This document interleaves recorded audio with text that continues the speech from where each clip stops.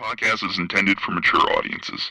The views and opinions expressed are those of the panelists and do not reflect in any way those of the podcast partners, sponsors, or affiliates. Enjoy. Hi, this is Michael Buffer, and you're listening to the Voice of the People. Let's get ready for Boxing Voice. Every day I'm hustling, hustling, hustling, hustling, hustling, hustling, hustling, hustling, hustling, hustling. Every day I'm hustling, every day I'm hustling, every day I'm hustling, every day I'm hustling. Stay hungry, stay humble. BoxingVoice.com. I'm humble in defeat, and I'm gonna remain humble in victory. This is it, right? Dolla Dibiase Productions. I just wanted to put on a great boxing masterclass and also show the sweet science of this lovely sport. Man, the first time was so nice, I had to do it twice.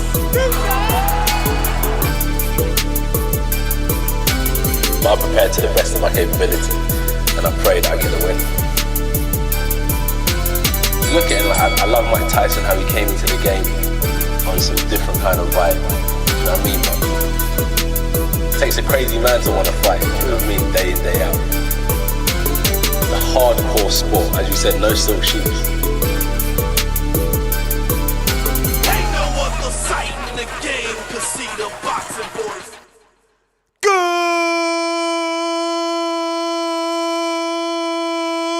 Good morning, TBV. What's going on, ladies and gentlemen? What's going on, Mario Munguia, Corpus Christi, Texas, and the rest of the whole wide world? We are back like we never left because for me, every day is fucking Friday, especially looking out this beautiful window and seeing the Sunshine State.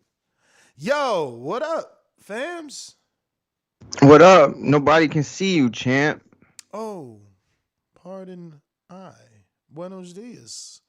Good morning. Au revoir. What up? Wait, What up? What up? What up? Is au revoir goodbye or hello? I think it's probably goodbye. Au revoir. It's goodbye. Yo, look at Mario looking like the trap god over here.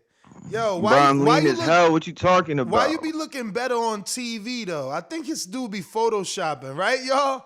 How could you Photoshop Skype? Yo, my man, you could do green screen on Skype. Don't try to fool the people. You could do green screen, but I mean, Bruh, I'm not doing green screen. Well, I am doing green screen. What are you talking about? Are you watching the replay of how you look right now? Your traps, that looks fake. He's got the Schwarzenegger.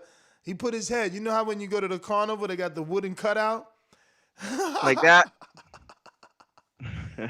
Yo, muscles don't win fights. I know, Keem. Shout out to Keem. I'm lean as hell. We hope, man. Bro, I'm 182 off the scale this morning. Fucking tired though. I'm not gonna lie. So you allegedly got on the scale this morning and you're 180. 182, yeah. When's the last time you've been 182? Damn, dog. Probably 2018, 2019, maybe not even 2019. Like 17, 18, I think. It's been a while. Because remember, like, I started bulking up around 2015 and get in powerlifting. And like 19, I started trying to cut again. So yeah, it's probably about 18, 19, something like that. I got down to 175 at that time. But the question is, do you fold under pressure or is this fun for you? Because AJ, that's who we talking about. And he don't fold under pressure. He said this, nah, this he don't is fun. fold, champ. No. And that's why I had to join. I had to join. Great topic today. Plus, we got Shadeja Green, one of my favorite fighters on the planet. Yeah, we're going to have her on a little later. So, by the way, check the email, champ, fold, whenever you get a chance. A, do you fold under pressure? And B, do you believe AJ when he says he doesn't fold and that this is fun for him? I do not fold. That's first off. Second off, no, AJ don't fold. AJ's been into the bright light. AJ is the bright lights. You know, it don't get much brighter than him. And I'll be honest with you, as good as I think Usyk is pound for pound, I think at this stage, with this era of super heavyweights, I I just don't know if he's going to be able to hang. It's like I think the skill set combined with the size is too much, but I think AJ's got it. I don't think he buckles. I don't think he folds. I just don't think he's built like that. I don't think you can get to where guys like, AJ and Wilder and Usyk have been and crawl under the table at the first sign of distress or second sign or third sign. So it is 12 days out. I will say I do feel a lack of promotion for this fight. Usually Matchroom pulls out all the stops and definitely has all the bells and whistles. And I mean, a current unified 4-belt heavyweight versus a former undisputed heavyweight. And I'm sure he'll get the email and will be told to bring all his belts so it looks good. But I don't know. It's not getting that. Why is boxing as a whole continuing to do this last week, 7-week promotion? Or we're going to ramp it up in the last 7 days. We're going to spend tons of money on marketing because people's mind, I guess, they're thinking, I guess there's statistics out there. I mean, I know the mind is terrible, right? Like our time span of certain things is like minutes. So maybe the data indicates don't promote a fight 60 days out, but I feel like it's wrong. I feel like out of sight, out of mind. Those phrases been around for years for a reason. Again, out of sight, out of mind. If you're not talking about something, if you're not giving us something to talk about, we will move on to the next thing to talk about. That's just how it works. Mm-hmm. No, you're absolutely right. That's how it works. And the thing is, for me, like I remember the days where it was like De La Hoya Mayweather was like 5 months out. You know what I'm saying? And they had these promotional strategies, the way they would hit, but it's just like it felt like everything was building to those moments. It doesn't necessarily feel like this now, and I don't know if it's because of social media and TikTok and how everybody's perceptions and focus is just not as attentive, I guess, as it used to be. Maybe that's the problem. We live in a world of scroll, and I think that at this point, I've seen plenty on Joshua and Usyk, plenty. Just none of it's really stuck. None of it's really like made mainstream boxing news. It's mostly relegated to those of us on Twitter and social media, that are always there and always ready to catch the stories. So, no, I agree with you, champ. And it's a good card. Lawrence Okolie's on the card. Callum Smith's on the card. I think Campbell Hatton's going to fight again, if I'm not mistaken, which would be like his third pro fight, if I'm not mistaken. So, there's a lot to like about this card, a lot to like about it.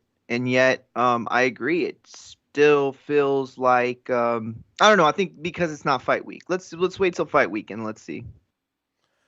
Yeah, man. Again, I'm just against fight week only promotion. I think that, I'm from the Mayweather era. 11 press conferences, 10 for Canelo, and they broke records. Gate records, and they matched De La Hoya's pay-per-views or backwards. They matched De La Hoya's gate when Floyd fought him and broke the pay-per-views because one did 2.2, the other one did 2.4, something like that. I'm from that era. He went with McGregor 4 or 5 cities, cities and countries, I want promotion. Mayweather introduced us to 24/7 and then All Access. Mayweather understood that before there was social media, he was giving you content. I don't understand why it's so hard to get his man credit and just follow the green print. Like, just follow the green print. It worked. If it didn't work, Showtime wouldn't have gotten into boxing because guess what? It was HBO doing it. HBO had Floyd. The other network said, well, we need to step it up. But can we be honest for a second? Does if you roll out a tour like that for this specific fight, Do you lose money? Like, this is not, Usyk has failed to capture the Targeted. hearts You and gotta minds of heavyweight fight fans. Okay, he's targeted not done though. that. Do you think if Joshua Fury had gone on, that it would be, not so much promotion? Right now, Eddie's promoting the best way he knows how for this fight, because he knows it's kind of a tough fight to sell. And he's out there talking shit about Fury, talking shit about, all these people, and putting himself out there, which, at the end of the day, ends up getting that type of promotion for AJ. So, I don't know. It's tough. It's tough because you're talking McGregor Mayweather. You're talking Canelo Mayweather. You're talking the biggest names in the sport. No, I'm talking Usyk Mayweather. is not that. I'm talking Mayweather. It just go to That's one hell of a B-side, champ. Remember, Robert Guerrero got caught coming from California to New York with a pistol that he had registered. You remember everything. That's crazy. So he traveled for a New York City Mayweather press conference. Like, this is what Mayweather does. And that's all I'm saying. Let's just follow the green print. Keep it simple. I mean, aren't they doing that with Tank? I see Tank doing press conferences. Maybe not multi-city, but definitely at least one city during COVID. Like, these COVID excuses have to stop. You know what I mean? If everything is going to be COVID, well, then get vaccinated. If you don't want to get vaccinated, put your mask on. Put a bubble over your head. You know what I mean? It's not our problem, but you got to sell the fight. Numbers are down. They're down, bro. Things are not looking good. It's just not. Think about it, man. I mean, how is boxing in a good place? It was a few months ago. We were at an all-time high. Check Google Analytics. But guess who was fighting? Floyd and Logan. Jake and Woodley. Real boxing is dying. You can squint your face all you want. Where's the numbers for real boxing? I squint my face because it's I hate hearing that. But Jermell Charlo, unified champion, goes for undisputed, and he did 300,000 views. No, I squint my eyes because Tank did 100,000 less than that, and they paid for it. You understand what I'm saying?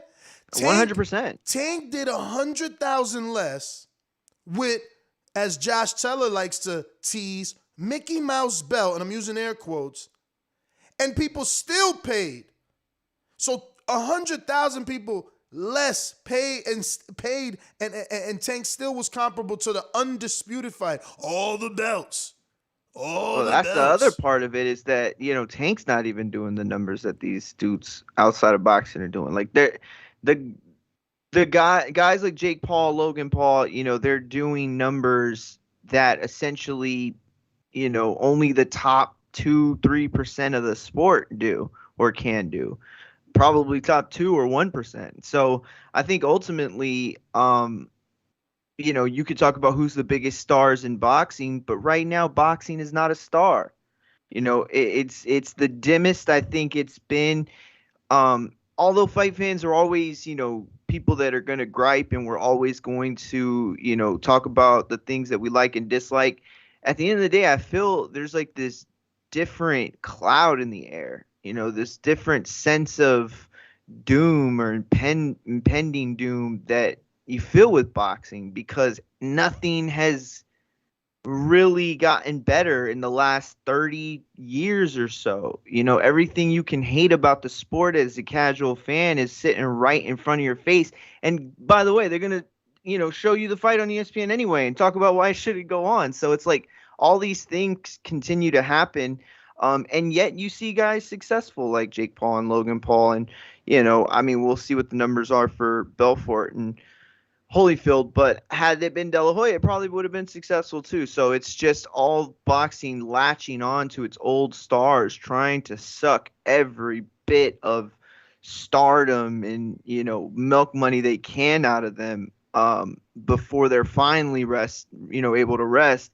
And meanwhile, you have a bunch of guys that are so talented and could be some of the all-time greats that aren't getting the fights that they should be getting, aren't getting pushed, and they're not resonating with casual fans, and they're not resonating with American audiences. And it's crazy. It's crazy. I think that the era of being able to just go out there on TV, look good, build up your record, and become a star, from the Olympics or something is gone. I think at this point you're gonna have to start with X amount of TikTok views and X amount of likes on social media, and it's just the unfair nature of the beast. Yeah, man. I don't know. They're gonna have to figure something out, and I don't think that they got to go outside the box again. Superstars in boxing, or what's considered a superstar in boxing, these guys have done it the traditional way. 2-city, 3-city press conference. Listen, Matchroom has gotten creative before, and they've done virtual press conferences. So what's the issue with doing that now? Their numbers would be through the roof if they did an AJ Usyk, while Eddie Hearn and Tony Bellew are the, host and stuff. Like, come on, bro. We'll eat it up. I don't understand. Like, give us something. And what's that cost? Their time? Like, really, what's the production on that, AJ? Can you have your iPhone headphones in, please? Like, what the fuck are we talking about here, man? It's crazy. But, Yeah, hey, man, I agree. I guess they look at us like, no, you're a degenerate. You're going to watch this regardless, So, whatever. But that's the thing is, if these people were smart, they'd understand that, the shift that's come to YouTube, like, people listen and they hear and they take valuing points back and forth. Our listeners aren't stupid. They're not sheep. You tell them something, you give them your argument, and they, toss it up in their head and they think about it. And you know what I mean? They come to their conclusion. Like, why not just sit on a Tuesday and say, AJ, Tuesday from 8 a.m. to 1 p.m., you're on, 5 podcasts. Usyk, you're on 4 shows, whatever. Like, so much American interest can be garnered simply by, making your presence known and gaining the fans. And I mean, that's really the catalyst of what happened with TBV and Wilder, if you look at it. And I don't really see why any of that couldn't happen, with any star, including a Terrence Crawford or anybody. Expose them enough, you start to see the tendencies and why people like them. And by the way, I mean, we talk favorably about the fight when you're around. Yeah, I mean, it's just a simple out of sight, out of mind. It's very simple. Out of sight, out of mind. You keep something in people's mind, it's gonna be the talking point. It'll be the conversation. I don't see how that's difficult. And Matchroom, they've stepped it up. They have their own media company. They are doing stuff. Maybe we overlooked it. Maybe they did do something. I don't know if Rob has put anything in the chat today now that he's listening. But, maybe they did do something that we're overlooking that didn't reach us just yet. Definitely put the DAZN Promo, trailer yeah, for the promo. Yes, thank you. Yeah, I am looking to see if we can screen share it. But he's asking about, I guess, in a way, he's phrasing that copyright. So let's see what is happening here. How long is it? It's kind of long. Really? Well, longer than I thought it would be. I tried to watch it while we were in our conversation. It was too long to do that. So Yo, it's funny, right? Some accounts show views and some accounts don't show views now, right? So weird, Instagram. I see 21,000. Yeah. Oh, this is Eddie Hearn. Good of Eddie. You see, Eddie has the most views. I mean, the most followers. I mean, obviously, they all do. Joshua's huge, Eddie's huge, and so is DAZN. And this is what I'm saying. Those are some 3 big accounts that are all boxing accounts. So I don't see why we couldn't play this. I'm not saying we can't. I was just I don't know what music they use. Did they use music? Nah, it's like bunch of sound effects. It's like a thunderstorm, and I thought I heard a car wreck, somebody eating a sandwich. It's a mixture. Eating a sandwich. You funny as hell. That caught me off guard. Let me see how that sounds then. Let's go with it. Frickin' Mario. Call him Take a Chance, Mario. An unstable atmosphere in the heavyweight division. Opposing forces on a collision course. Two different beasts who dance with devastating boxing styles. Anthony Joshua, the towering colossus, with lightning-fast hand speed and catastrophic combinations, capable of destruction with every explosive punch thrown. Oleksandr Usyk, beware this dangerous boxing mind. An unpredictable energy, threatening to tear through the heavyweight division just like he did the cruiserweight, and delivering with a boxing IQ like no other.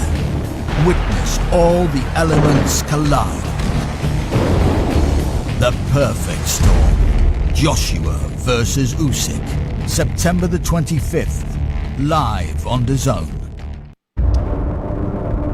What you think? No, I What'd like you it. think? I like it. And you know what? At first, right away, I started hating. I'm like, man, fuckers, man. Why couldn't they give us an American voice to like help Americans, because the UK already knows about this fight. The whole United Kingdom, the whole Eastern European part of the world knows about this fight. It's American DAZN subscribers that they are seeking. Everything else they got on Smash. Fuck. UK got this for like $1.99. The price just went up for them. So I'm just saying and then I kept listening, obviously, and got past the accent. Not that I don't like the accent. I'm just, for marketing purposes, I feel like maybe you get a Lee Schreiber, someone that Americans are used to, and that association, a Jim Lampley, that association drives us in or draws us in. Other than that, I think that the story he was telling is exactly what I would have done. You sell this cruiserweight who, has done whatever he's done. You sell him to the public like, oh, this guy is just as good as this guy. He dominated this division, and he's looking to dominate this division because the casuals don't know the difference. Mm-hmm. No, everything you said made sense up until that last little part. It got me because I'm thinking to myself, not even Ness Heyman could sell casuals on Usyk as a legitimate threat to AJ. I feel like that's the whole reason this fight's vibe is so, but like it's weird because Usyk, it's like one of the come biggest. into his own, bro. Like the truth is, he's a good boxer. He's been working for this fight since he left cruiserweight. You're right. Where we're laughing like, oh, look at his opposition. He could have been being strategic. Wanting to get safe rounds, but at the same time, the right amount of time to put on the right amount of weight instead of throwing the weight on, gradually putting it on with 3 different training camps where he didn't have to have much resistance because it was more about getting the body right. Why? Because fighting he already knows. Fighting is that's what comes second nature to him. It was about transitioning the body. So we could be shocked and rising to the level of the opponent. We talked about that yesterday when we was watching Jose sparring with Robert Ortiz. It's like he looked totally different. So yeah, he didn't look good versus Chaz Teaspoon, and he didn't look good versus the Derek Chisora. But it's not that he looked bad. He just didn't look like a dominating heavyweight. He didn't look like a dude that's about to come take over the division. But maybe he's gonna come take over the division by outboxing AJ.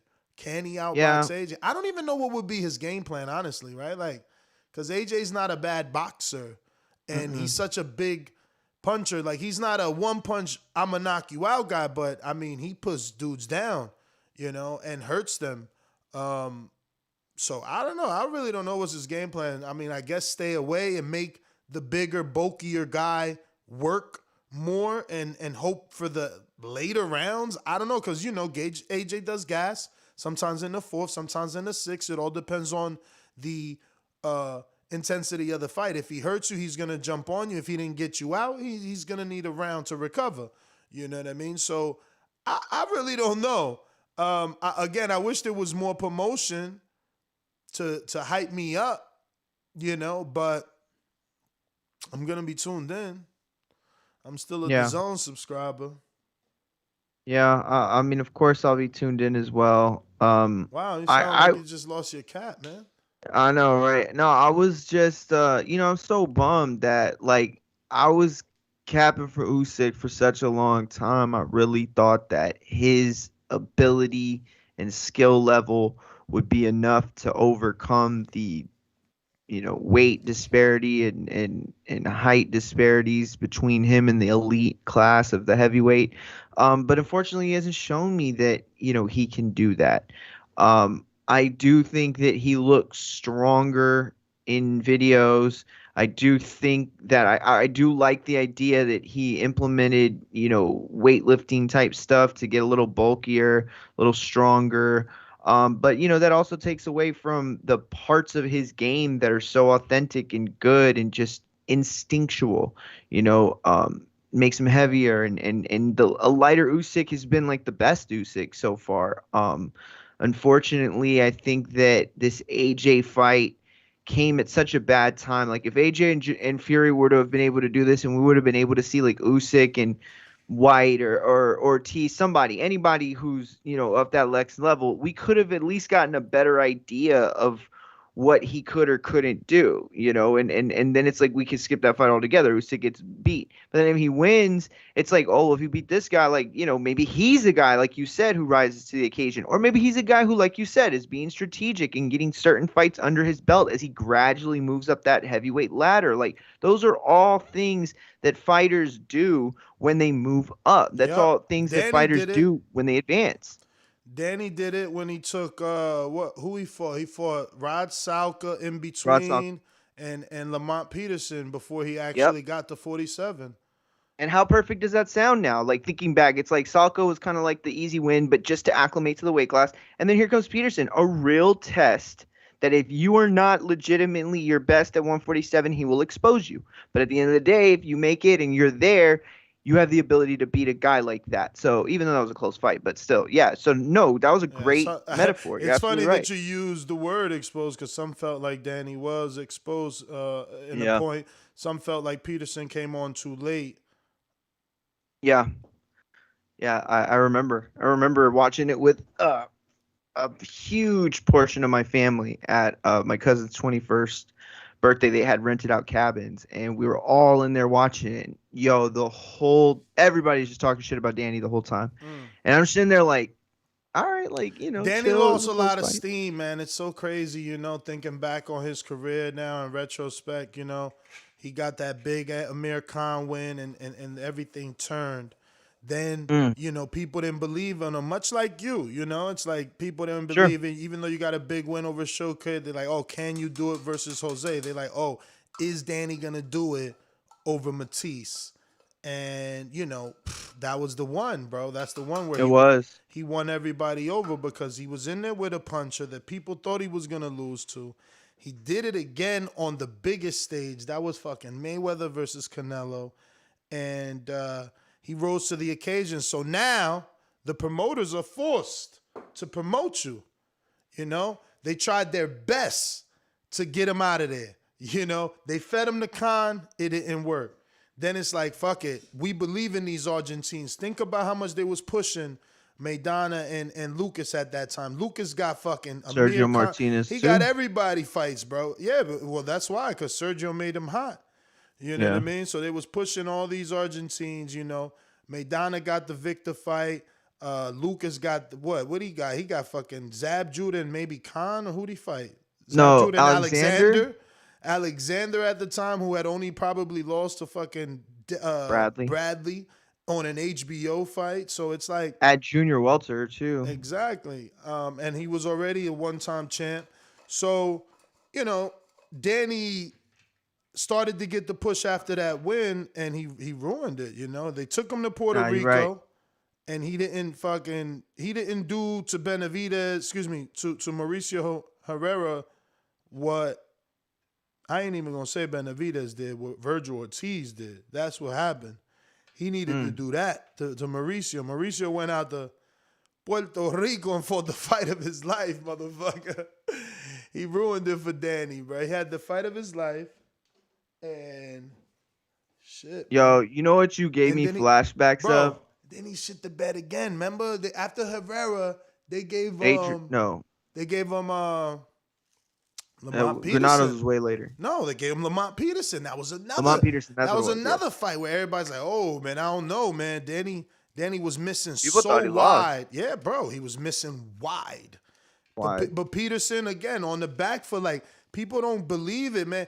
I don't know if they don't watch boxing. Like if I'm a trainer, I'm as much as I don't want you to get hit. You know, I'm gonna let you know that fighting on the back foot in a Peterson, in a Conciao, in a Rigondeaux, those types of manners, that's gonna get you a L on your record. You know, just avoiding punches and occasionally walking off. Don't do the walk off, man. Don't do the walk off. Forget that shit, bro. You start making dudes miss and then you walk off and you turn your back. That shit don't look right on television, man. These producers ain't bringing you back, man. I'm telling you. Yo, you know what you gave me flashes of?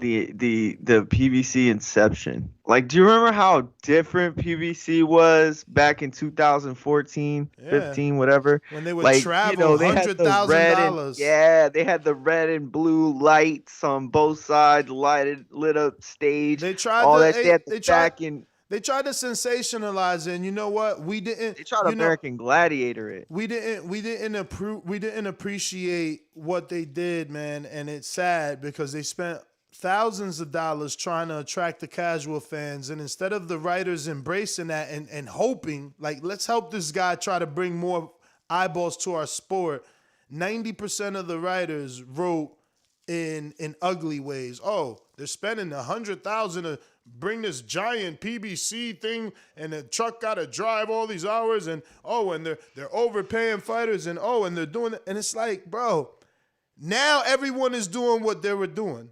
Think about it. You know, now we celebrate Eddie. Oh my God, Eddie's doing pyro. Eddie's doing, like, man, I thought that's what they were trying to do. You know what I'm saying? Like, you know, it's just crazy to me. Oh, wow, Eddie's overpaying, man. He's loving the fighters. Wait, this guy got a lawsuit for overpaying. What in the hell? So, I don't know. It takes time for change, and, you know, Al broke down some doors, didn't get the love and appreciation, and the next guy behind him is getting it, you know? It is what it is. I think, though, we got to be real, like, because there was a lot of things I liked. And here's the other part. Like, I was fortunate enough to cover a couple of PBC cards. Shout out to Sam. And so a couple of the cards I got the chance to go and take, like, the backstage look. This is the truck. This is, like, you know, watch us build the stage. Like, I got to take all that whole tour. I got to go backstage and, you know, where the fighters are at. Remember, they had their room where it was like, if you were in the blue PBC room, then the table was blue, the chairs were blue, you know, you had like a mirror, and then you had like blue lights or blue like padded walls, and then if you were in the red, you know, corner, then you had the red room, right? So I got to go back there. It was cool. I'm not going to lie. There was a lot I liked about it. The thing was, it just felt weird because it was boxing. You know, it just felt different to the point that it just, I don't know, it didn't click with me. It wasn't like something that I was like overly enthused about. You know, like right now, I'll tell you, Legendary Nights, best fucking theme song in the history of shows on boxing. Like, it's just, you know, like I remember that music, you know, like that was the best, you know, HBO's Cold Open for Boxing After Dark. I remember that shit. Showbox's original opening, Friday Night Fights original theme and logo. Like, there's a lot of things that I've enjoyed in the past. It was hit and miss with the PBC, initially. It was just they received a lot of hatred, bro. Like, think about it, man. Boxing writers chose to say they're failing and losing money when they were giving tickets away. So for them, they're like, look, they should be selling these tickets. So they're obviously losing money because they comped 2,900 tickets. Instead of writing and saying, Lord, when's the last time a promoter gave 3,000 people free tickets to come see their product? Because that's marketing for me. Hey, come look at what I'm doing. Doors are open. Come and check this out. But again, they do that in wrestling too. They talk shit like they'll be like, okay, they'll give you the number of the number attended, the number sell, and the number comp. And then if it's like, if there's a certain ratio, I forgot what the ratio is, but it's a certain ratio, then they consider it a fail, or I don't remember what they say, but yeah, they do the same thing in wrestling. Like, if they would have had talk the about help from the comps. media, if the media would have seen those little things like, writing little stuff. I know someone's going to be on Twitter laughing at me, but little stuff like, oh, PBC's giving free tickets, free shirts, free. Maybe more people would have showed up. Instead, they were saying they're giving everything away for free because they're failing, right? One guy gets $500,000 and he's losing that hedge fund's company. The other guy gets $1 billion, right? And that same company a year later is publicly seeking new money, and he got no sort of backlash for failing or losing money. It's just it's weird how this stuff works. Like, the public picks and choose who they're gonna knight. Well, that's the thing about it, is that PBC was different. PBC was different because it was the man that had been behind boxing now, like, officially being behind boxing, right? Like, he was starting his own league. I mean, remember, there was thoughts that we were going to get a PBC belt for every single division, remember? And that they were going to try to get rid of the sanctioning bodies, all that stuff. That was a rumor. There was never any PBC official that ever said yes to that. That was always Twitter. Oh, I'm not saying that. No, I didn't say that. I'm saying that there were rumors out there. Like, that was, it was like this whole thing where you knew it. But for DAZN's side, it's not and like paid for writers, corrupt and paid for media to write propaganda. Where's the belt? I mean, it's been 5 years. I couldn't tell you it's been 5 years. Where's the belt? No. Because I'm not saying that was true or not true. It was a rumor. I know, and I'm saying, and I'm giving you my opinion on it. I think that was corrupt writers, paid for media, pushing a paid propaganda. Because any other smoke in boxing, right? You normally, where there's smoke, there's fire. So it's like any other rumor we hear, usually something surfaces. But this PBC belt, we didn't even get a picture of the motherfucker. I mean, I didn't really see it at the time. Like, here's the thing. It wasn't like, I guess it was perceived as negative. You're absolutely right. But at the end of the day, for me personally, I remember thinking like, well, yeah, that makes sense. He's trying to create the UFC for boxing. So if the UFC has their own belt, there's no MMA world belt or WB MMA world title welter. Like, it doesn't exist. It's UFC belt. It's Bellator belt. It's Strikeforce belt. It's, 1SC belt. Like, that's how it works, right? And that's how it works in wrestling too. With boxing, it's different. And so, like, I never took any, like, hedges off of that. Like, it just was whatever. For me, though, like, a lot of that stuff, like you say, the positive did get overlooked. Like, I remember my cousin bought, like, a $15 ticket for the nosebleed, right? Yo, they gave him front row, not on the floor, but like that first level up, which it might as well be the floor because you're right there, for free, just to move down, and part of that is obviously because he's on the TV side and they're trying to shift. I mean, he wasn't on the TV side. I'm sorry. When they do that, it's because they're on the TV side, but for them, they did the whole arena, and they gave free tickets too in Corpus that, I know plenty of people that were able to get there and still got upgraded tickets. So, yeah, ultimately it's very different today. PBC feels like what like Nitro was back in the day. It was like this really colorful thing that had all these like, bells and whistles and pyros, and then it ended up being like this steel Titantron, slick logo. How much money did they have to settle?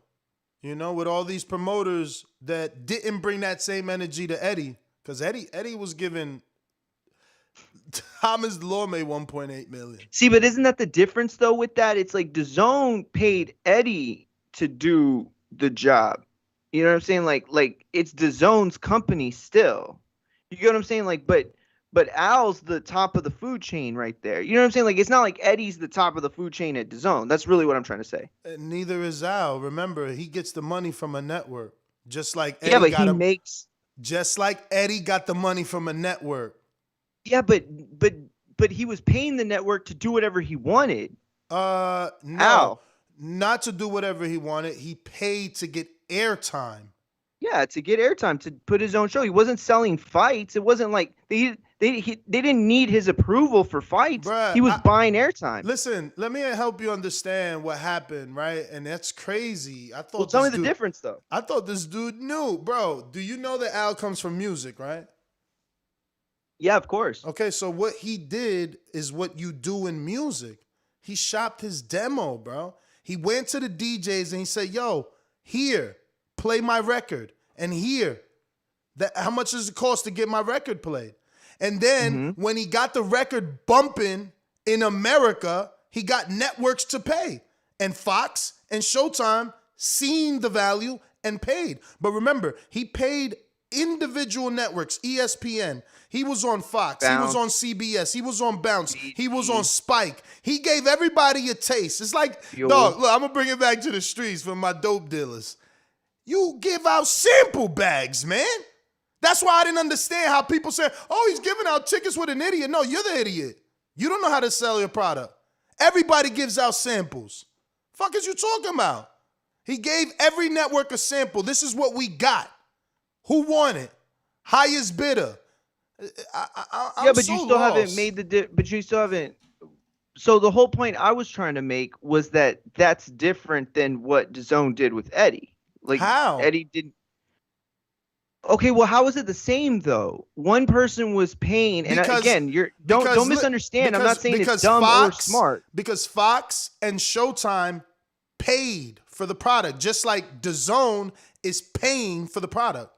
No, those are the networks. Okay, my point was when they both started, one did it one way and the other did it another. That's the only point I'm trying to make, and that's why I couldn't. That's why I said I couldn't really compare them at the beginning. You know why one did it one way and the other did it another? Because DAZN seen the model Al Heyman made. They seen what he did. So what did they do? They picked a guy who's better than Al in a way, right? He's out there. He talks. He got 1 million followers. He's savvy. He dresses well. He doesn't mind standing in front of a camera for 3-4 hours. Yeah. You know what I'm saying? So, but they took his model. Like, to say that they didn't take his model is insane. Like, I mean, obviously they made it better though, because they're global.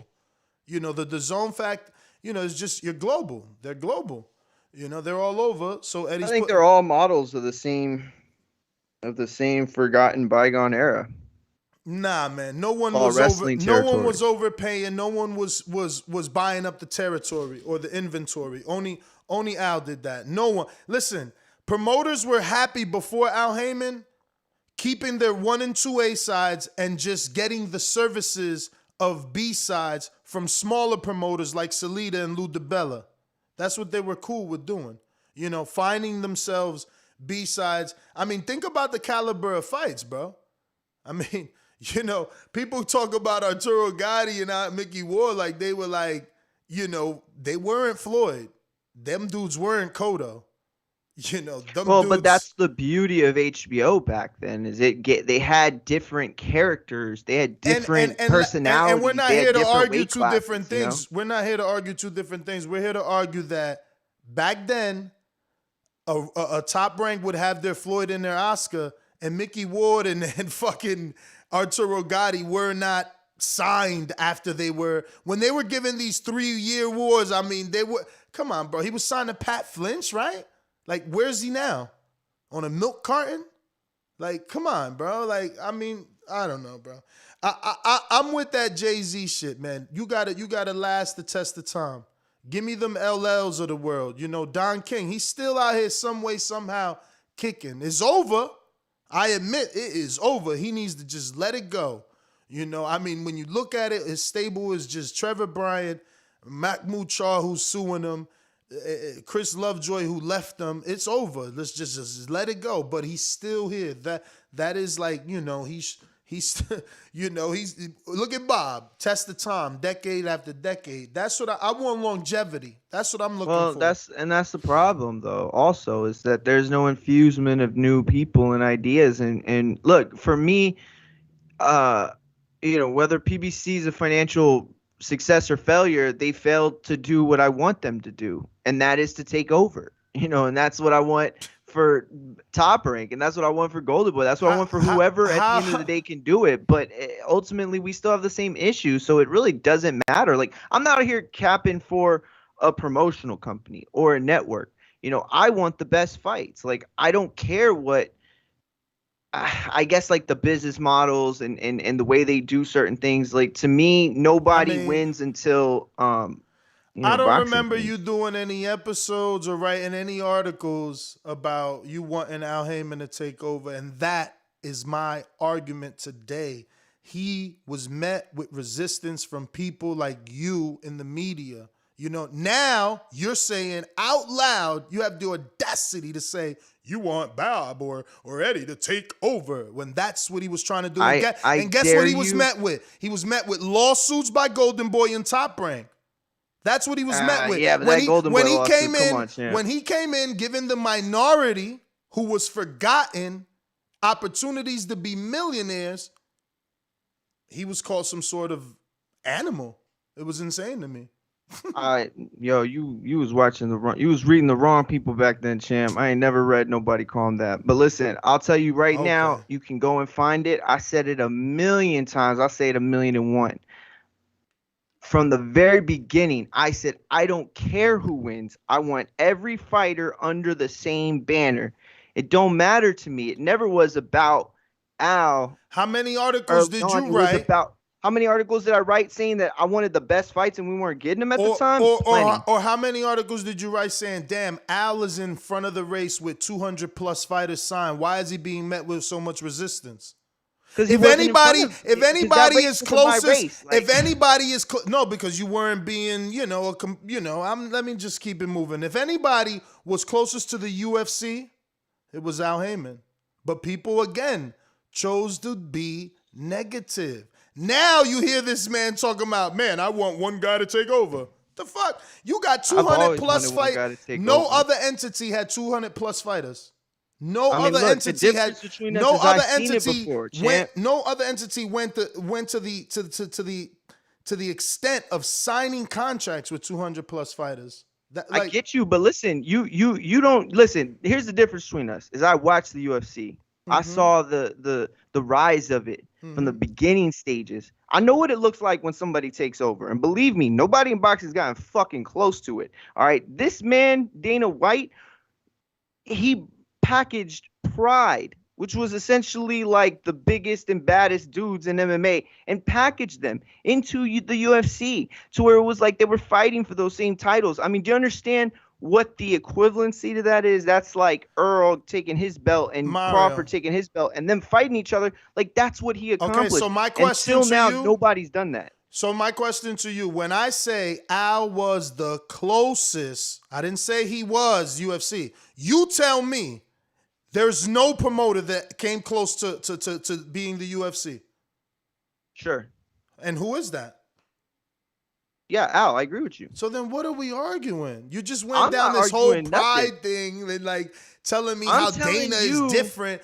All I said is he was the closest to that. And if had he been met with reporters, journalists that wanted to be true journalists and tell the truth and help the sport grow, it would have been different. Instead, he was met with resistance and they criminalized him. Well, what you specifically said was that he was winning the race, and all I said was that wasn't my race. No, I did not say that. I specifically said he is the closest thing to the UFC. He was the closest. That's it. You said that. You said that too, and I'm telling you that no one else had 200 plus fighters, so no one else was closer in terms of numbers of all under one banner. like Al and UFC. So again, Well, it's just, they all at -1 for me, champ. Until they all got under the same banner, then that's when I'll start calling no, them. I hear you. It's know, just funny to hear you say now in 2021 that you want them all under one banner. Oh, you can find it, champ. I promise you can find it. Never, ever have I ever stopped feeling that way. Like for you, it felt as a something journalist, different. I just want to see the admit. article. Send me the link that you wrote about this stuff. That's what I want to No, see. I feel you. Listen, champ. When because that's what I do. I'm a an artist, right? This is what I do. I come on here and I talk. So I give them my passion. Sometimes it's my bad days, like the Wilder video. Sometimes it's a good day. Sometimes people love my rant. Sometimes they don't. This is my form of expression as a writer. I thought you express yourself via writing. My bad. What was it? A tweet? No, listen. I've been on multiple shows and I've been on multiple platforms, saying the same. Trying to just be a fan. I think that the difference is that I've never been, called he's a DAZN guy, he's a PBC guy, he's a Golden Boy guy. Like that's never happened. That's never happened to me. Nobody's ever. If anything, I'm the guy they come up to and be like, "Man, thanks for being the voice of reason for that show." Yo, there was capping for PBC, or oh man, way to keep it honest for that, man. They were trying to let Top Rank get away with it. Like I get that a lot. What are we talking about? I don't get. I thought we were Well, I'm talking just about saying, you you're in the talking article. about being, how you put it earlier. I can't remember exactly, but fraud media, essentially, right? Like media that has a agenda. And what I'm telling you is that I've never gotten that from anybody. Nobody's ever said that I have an agenda. I never said you had an agenda. I am accusing you of not writing what you're saying you're feeling. What the fuck are you talking about? You're like going in all these circles. I'm telling you straightforward. I'm accusing you of not writing an article or not being able to produce an article of how you feel today.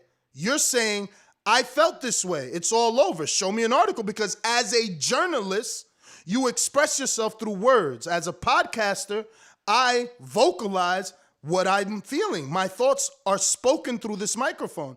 I'm just saying, you can hear how I feel for the last 12 years. I should be able to read how you feel. Simple.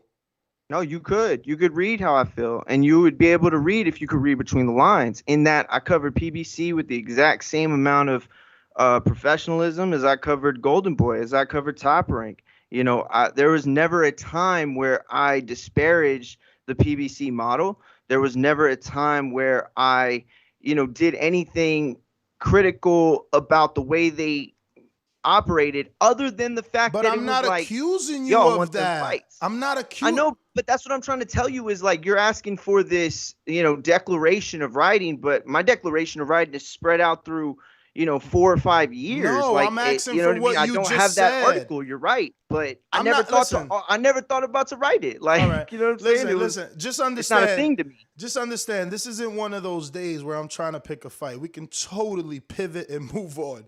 But I just feel like you're not understanding what I'm saying and you think I'm attacking. So what I am saying is this is the first time I heard you say you want one entity to be end all be all. You said no. I said what? When? Where?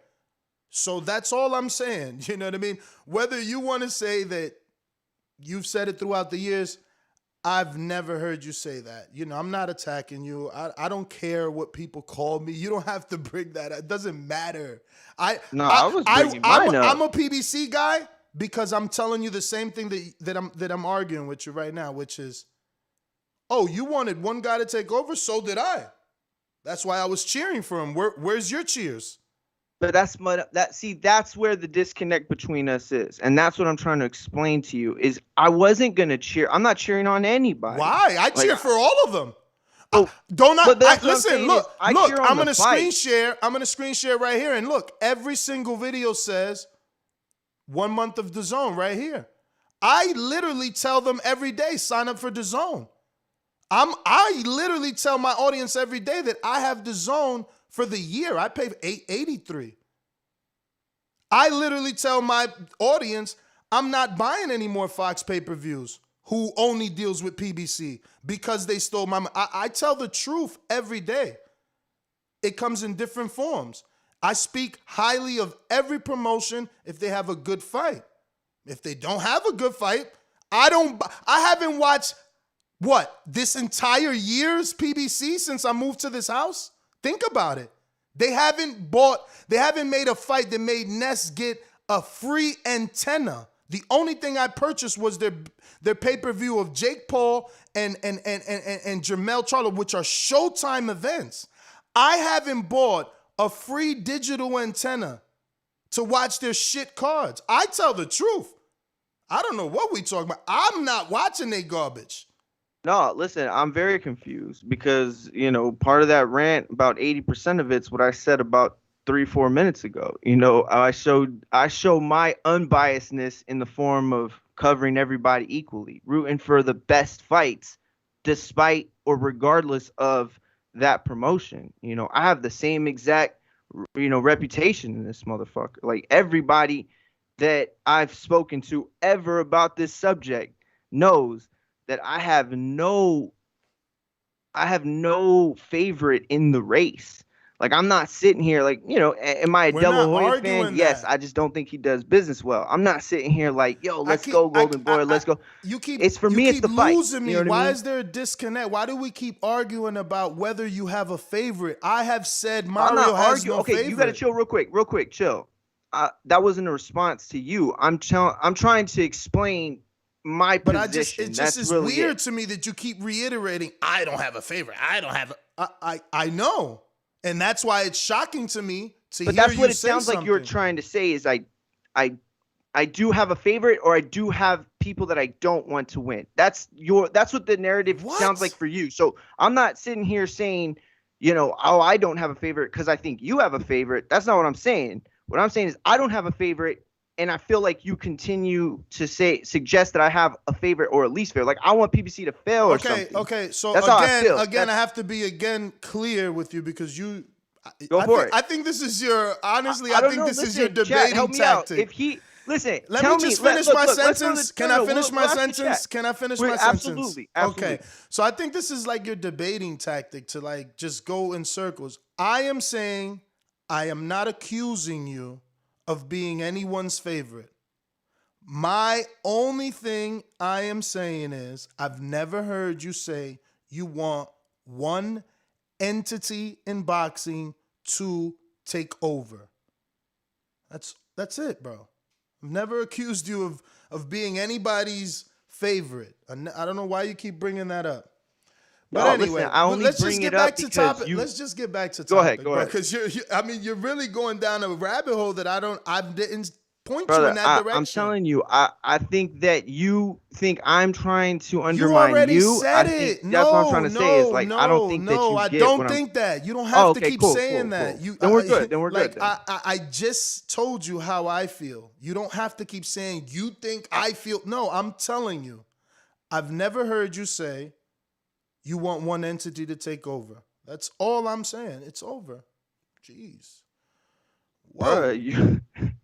Yes, you were the bigger adult in this one. No. I wasn't, because I asked you to produce a link. I didn't believe what you said. So I wasn't the bigger adult. I asked for a link to your alleged, I always been feeling this way. So you said it's all over. You can look it up. I said, okay, send me the link. All I've done since then is tried to defend my narrative. But that's you it. can't And produce you keep a taking link. it feels like you're taking it personal. That's it. No, but I know you're not, so that's cool. Yeah, I'm not. No. No, I got you. I'm just telling you where the disconnect is. I thought you were taking it personal. I didn't want you to. How can I take personal you not being able to produce a link? I mean, you obviously never wrote a story on it. Cool. I mean, I'm not going to go through your Twitter. Listen, I just like you couldn't sit here and produce audio in, an hour's time of some random thing I asked you. I could not produce, like, I don't know. To me, it's a stupid narrative to begin with. Like, I haven't written an article on every feeling I've ever had. But I can promise you that there's audio out there on this show for multiple shows, and there's audio on D-Style show, and there's audio probably on probably not him, but there's audio plenty of places, champ. I promise you, I don't got no favorites in this race. Oh my God, this man needs a psychiatrist. He's back to favorites. Well, I'm just saying.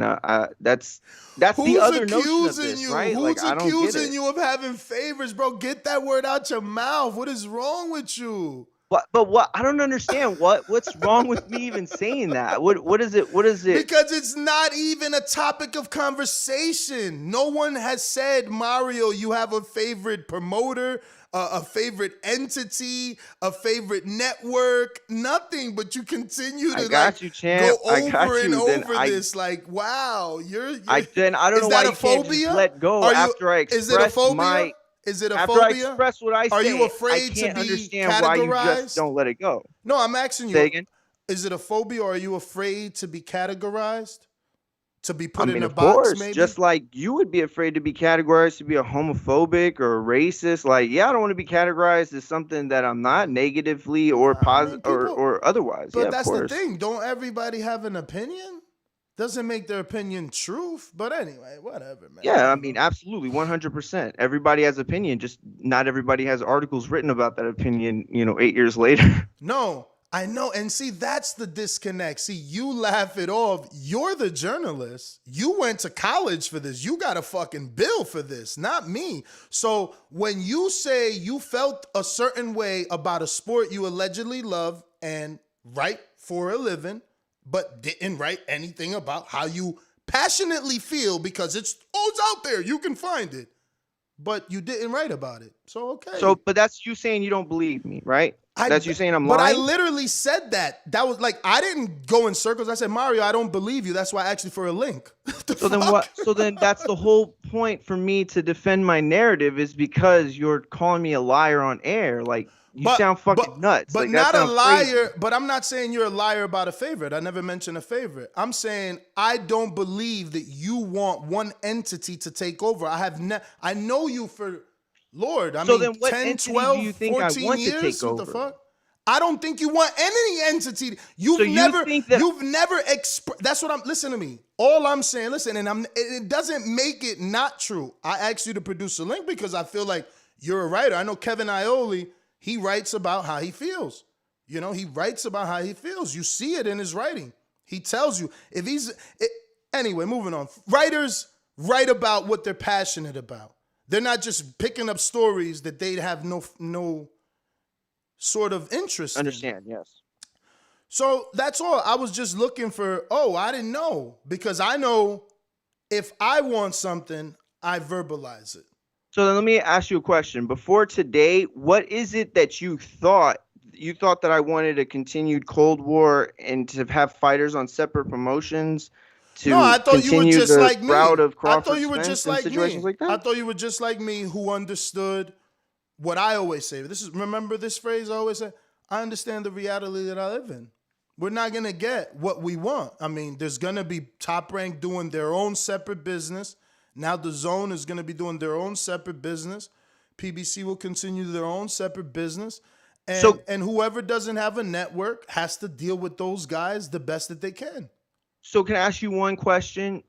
So do you think then it's unfair of me or like just fans like me or whatever, anyone that shares my opinion, let's just put it that way, right? So we don't make it personal or anything. Do you think it's unfair of people with my opinion that think that unless PBC or Matchroom or Golden Boy or Top Rank gets to a situation where they have all the fighters under one, network, all the fighters under one promotion, like, should that not be the end goal? Do you think that's unfair to want or unfair to wish for or hope for or want in sport?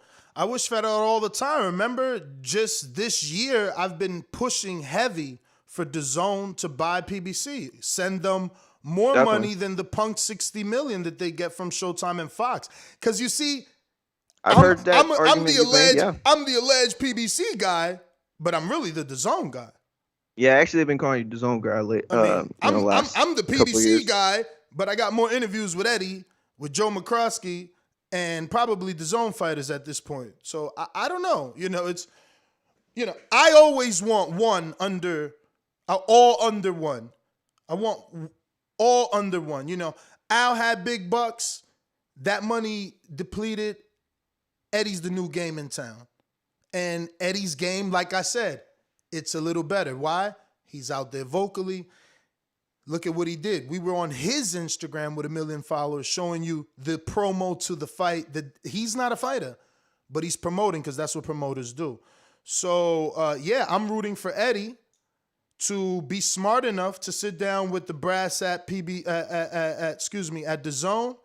and get the word out that their contract is rumored to be up. You know, last we heard, they reportedly got under 60 or 60 million from each network. 60 from Fox, 60 from Showtime, give or take a couple mil. That ain't about shit. They offered Wilder 120 for 4 fights. I'm sure they could come up with a nice couple millions of dollars to offer them to bring all their fighters over there. And it is almost all of boxing under one roof. It doesn't have to be Al for me. It could be either one. Why? Because I am a consumer. I'm frustrated. I don't want to go buy an antenna to go watch Fox. I already got the app for Showtime. And I already got app for DAZN. And an app for ESPN. And now I got to fucking buy Fight TV. And what's the other shit? Oh, now Triller. You know, every day there's something new. I do want. Call me whatever guy you want. I want the one guy. I want the unity guy. That's me. I want everything under one because I'm not having fun paying 7 different people. And I like the zone better. Their fights are on demand. It's on demand at least, you know what I mean? So and if I streamable on mostly everything. Exactly. So if I missed it, it's there. You know, I just need I need them to have the fighters and fights that I want to watch. It just can't be, you know, whatever it is that they're giving us right now. Look, they had a card Saturday. I didn't watch. I wasn't not available. Well, you know, I think that it's like what you got to understand is me and my age group demographic, we come from the Cold War. You know, that's not when I started watching boxing, but it damn near really was like the thick of it. I don't ever want to go through that again, you know, and it really still is the same thing. You know, it's not much different back then. You know, back then people actually talked about it. Back then people actually, like, there were actually promoters that said, no, my fighters will never fight those guys, even though, you know, some of the best were in each of those promotions at the time. I'm talking about Golden Boy and Top Rank, if you don't know. And so because I come from that era, there will never be a situation for me where I think that it's a good idea to have more than one promoter, you know, that's in charge of all these fighters, because it holds up fights. Yep, maybe divisions, maybe like certain people could have certain divisions. That would be okay with me, whatever, you know, but ultimately I would rather have the same division under the same thing. But again, it goes back to what you said. Is it being fair or not fair, but is it being logical, I guess? I forgot exactly how you put it, but yeah, so. Let me get to some of these super chats. Go ahead. We got Ronald Finkley, who says, if you ain't watching Border Wars Saturday, you're not a boxing head. And for anybody just tuned in and doesn't know what Border Wars is, this guy right here on my left over there, he's going to be fighting in the main event for the lineal title, taking on the true essence of Border Wars, the champion from Canada, all the way from Calgary, Canada, Jose El Loco Sands. And you can watch that right here on YouTube, absolutely free. So shout out to Ronald for the reminder. And, you know, we appreciate it. So we're going out to Show Kid, who's also fighting in Border Wars. And he says, just watched last night's show. Y'all was all cap. What Adrian Rowan talking about? Mario and Show Kid don't have skill. Y'all got washed y'all last fight. Oh, excuse me. You got washed your last fight. They talking about you, Adrian. You got washed. You got washed. And that was by Ed. That was by Ed. And then we got another one. He says, just for the record, Adrian, your skills is hot garbage. That Adrian fight was trash. He retired you. You don't want no smoke with Show Kid. Damn, I'm calling everybody out. This is why I don't want him to lose, bruh. Back-to-back losses is going to be horrible to that man's ego. You understand? Like, the way he talk, I don't want him ever to change that energy. I need that for every single Border Wars, man. Yo, he come for anybody. Look, now even Adrian could get it. Damn, you truly the can man, yo. Show kid, the can man. Anybody can get it. I love it. Yo, Border Wars is how many days away now? Let me check 5. my app. 6. 6? I thought it was 6. No, 5. yesterday. My bad. I thought today was Sunday.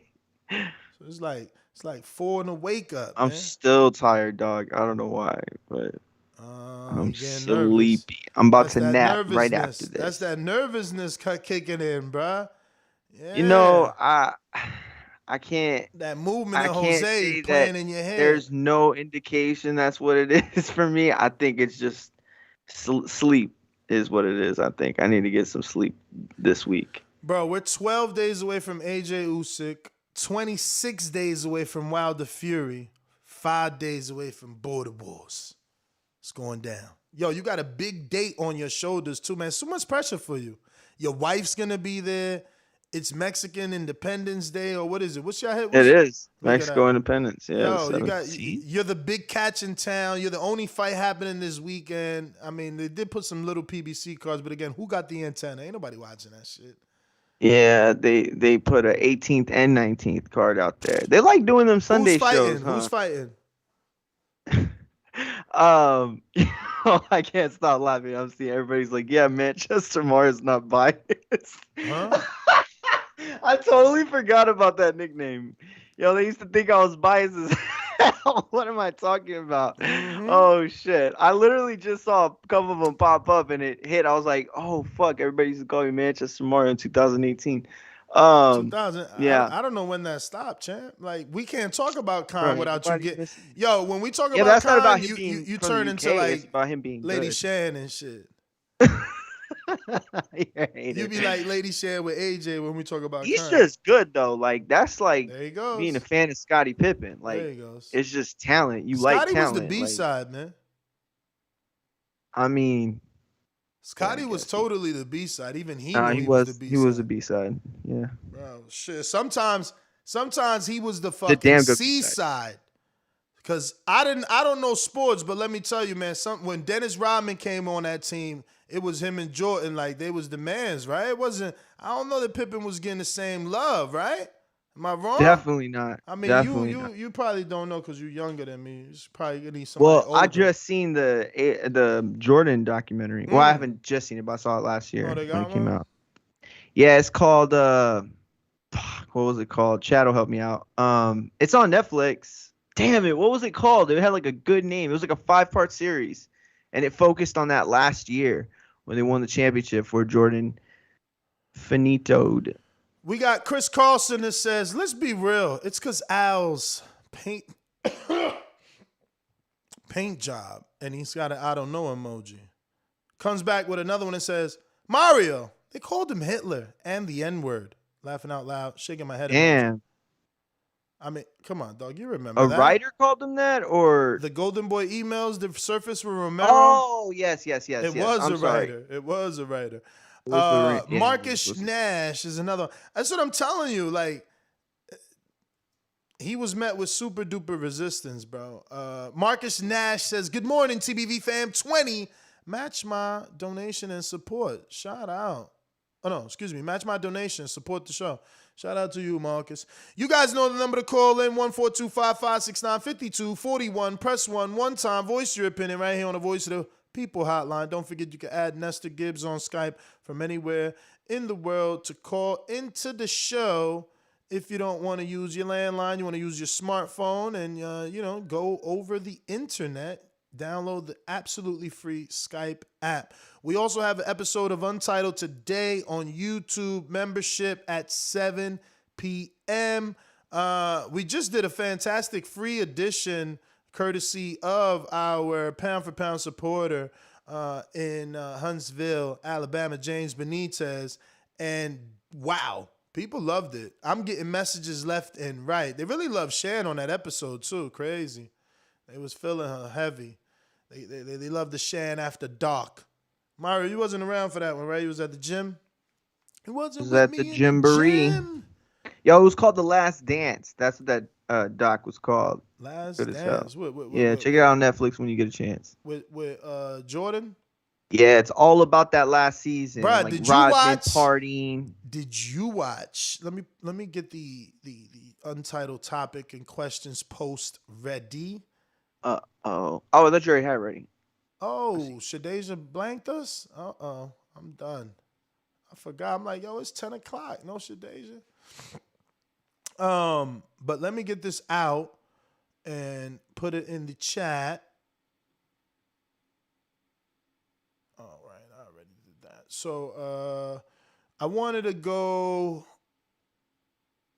here with it. Oh man, I lost my train of thought, man. What the hell was I going with, Mario? I had interrupted you to say something. You said you wanted to see the topics, and you said, "Yo, did you see?" And then you said, "Hold on, let me get the topic." That movie from Netflix, because I was gonna transition into kind of like a untitled feel right now.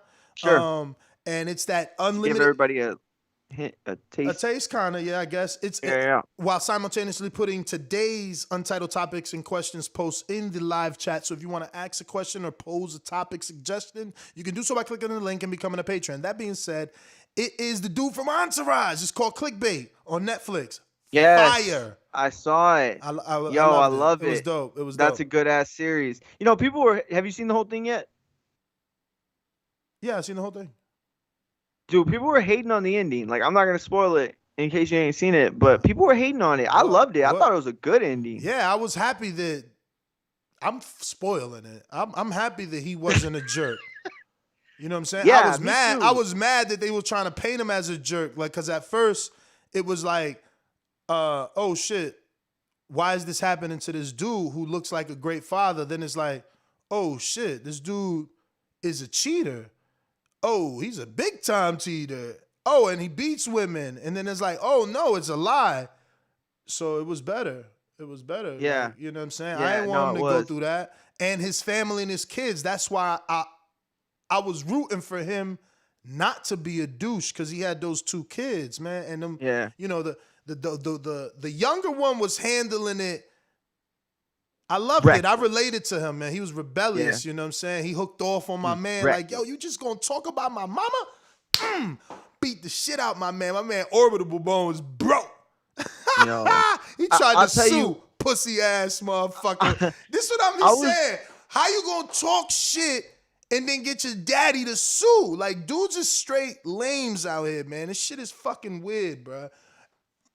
I just love that it wasn't the most, like, it wasn't obvious. Like, the whole time it's pointing to this dude and you're like, yeah, that's the bad guy. That's the real bad guy. And then it's like, nope, here's a swerve for you. Like, that guy was a piece of shit, but the real piece of shit is these people. Yeah, that was dope. What was his name? Matt?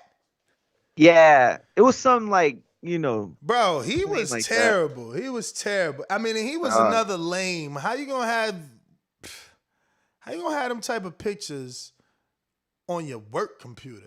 On your work computer? That's crazy to me. He's a little silly Billy. Like, people don't watch enough TV. That's what it is to me. You don't watch enough TV. That's why you do these dumbass things. Like, come on, you need to watch more television. Movies make you believe, man. And y'all need some movies in your life, I swear. I wonder how many people that happens to, though, like, that trust their secretaries with, like, all their information. That shit just gets got. She deserved to die. You know what I'm saying? Hell yeah. What's wrong with her? And there's people out there like that. This is how catfishing is a thing, because of these, like, how, look, I know it's probably sad in someone's fucking weak mind, but, like, that's your children's fault, first of all. You did something wrong damn, she didn't have children. She couldn't have children. She should have adopted. Fuck all that. You don't fuck with people's lives. She was terrible, man. Old ass lady. She need to get spanked, man. Like, they need to fucking whoop her ass. That shit was terrible. People got killed over that. She literally made that girl commit suicide. That was insane, bro. That was crazy. That movie is dope. Beautiful series. Yeah, it was dope. Beautiful series. Y'all should check it out. There goes my free. Netflix need to fucking sponsor me, man. Yo, I was just realizing last night, Netflix took over. Like, I don't care if it's your HBO or Showtime. I'm about to cancel my HBO and my fucking Showtime again. I've been having Showtime since the bum ass. I ain't gonna finish saying that. Showtime got some good series, dog. What they got?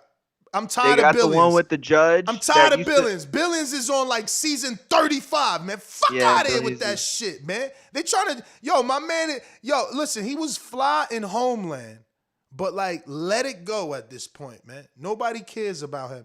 FYI, he was on something I seen yesterday. He was a fucking stalker. Black Monday. No. It was an old movie with Jennifer Lopez. My girl was watching, and he was in it. He was a fucking stalker in that movie. I'm like, yeah, Black Monday's also on Showtime. That's a really good comedy. But the Judge is really good. You got to see the Judge. No, I seen the Judge. It's good. Yeah, I seen it. It's all yeah, right. You liked it? Right, you didn't like that much, really? I mean, I don't know how realistic that is, man. I mean, I get it. It was a really bad scenario. No, because look, again, I can see you're right. I can see it happening because if you're cunning enough, you like, I know the law, so I can get away with it. That's why so many cops do what they do, because they know what to do. So, I mean, I can see the judge. I can see a judge doing that in some weird universe, but I just, I mean, him, I love that actor too. It's so crazy I don't know his name. He's a good actor. Do you remember his name or no? Bryan Cranston. Wow. I never heard of it, but I know I watch all his movies.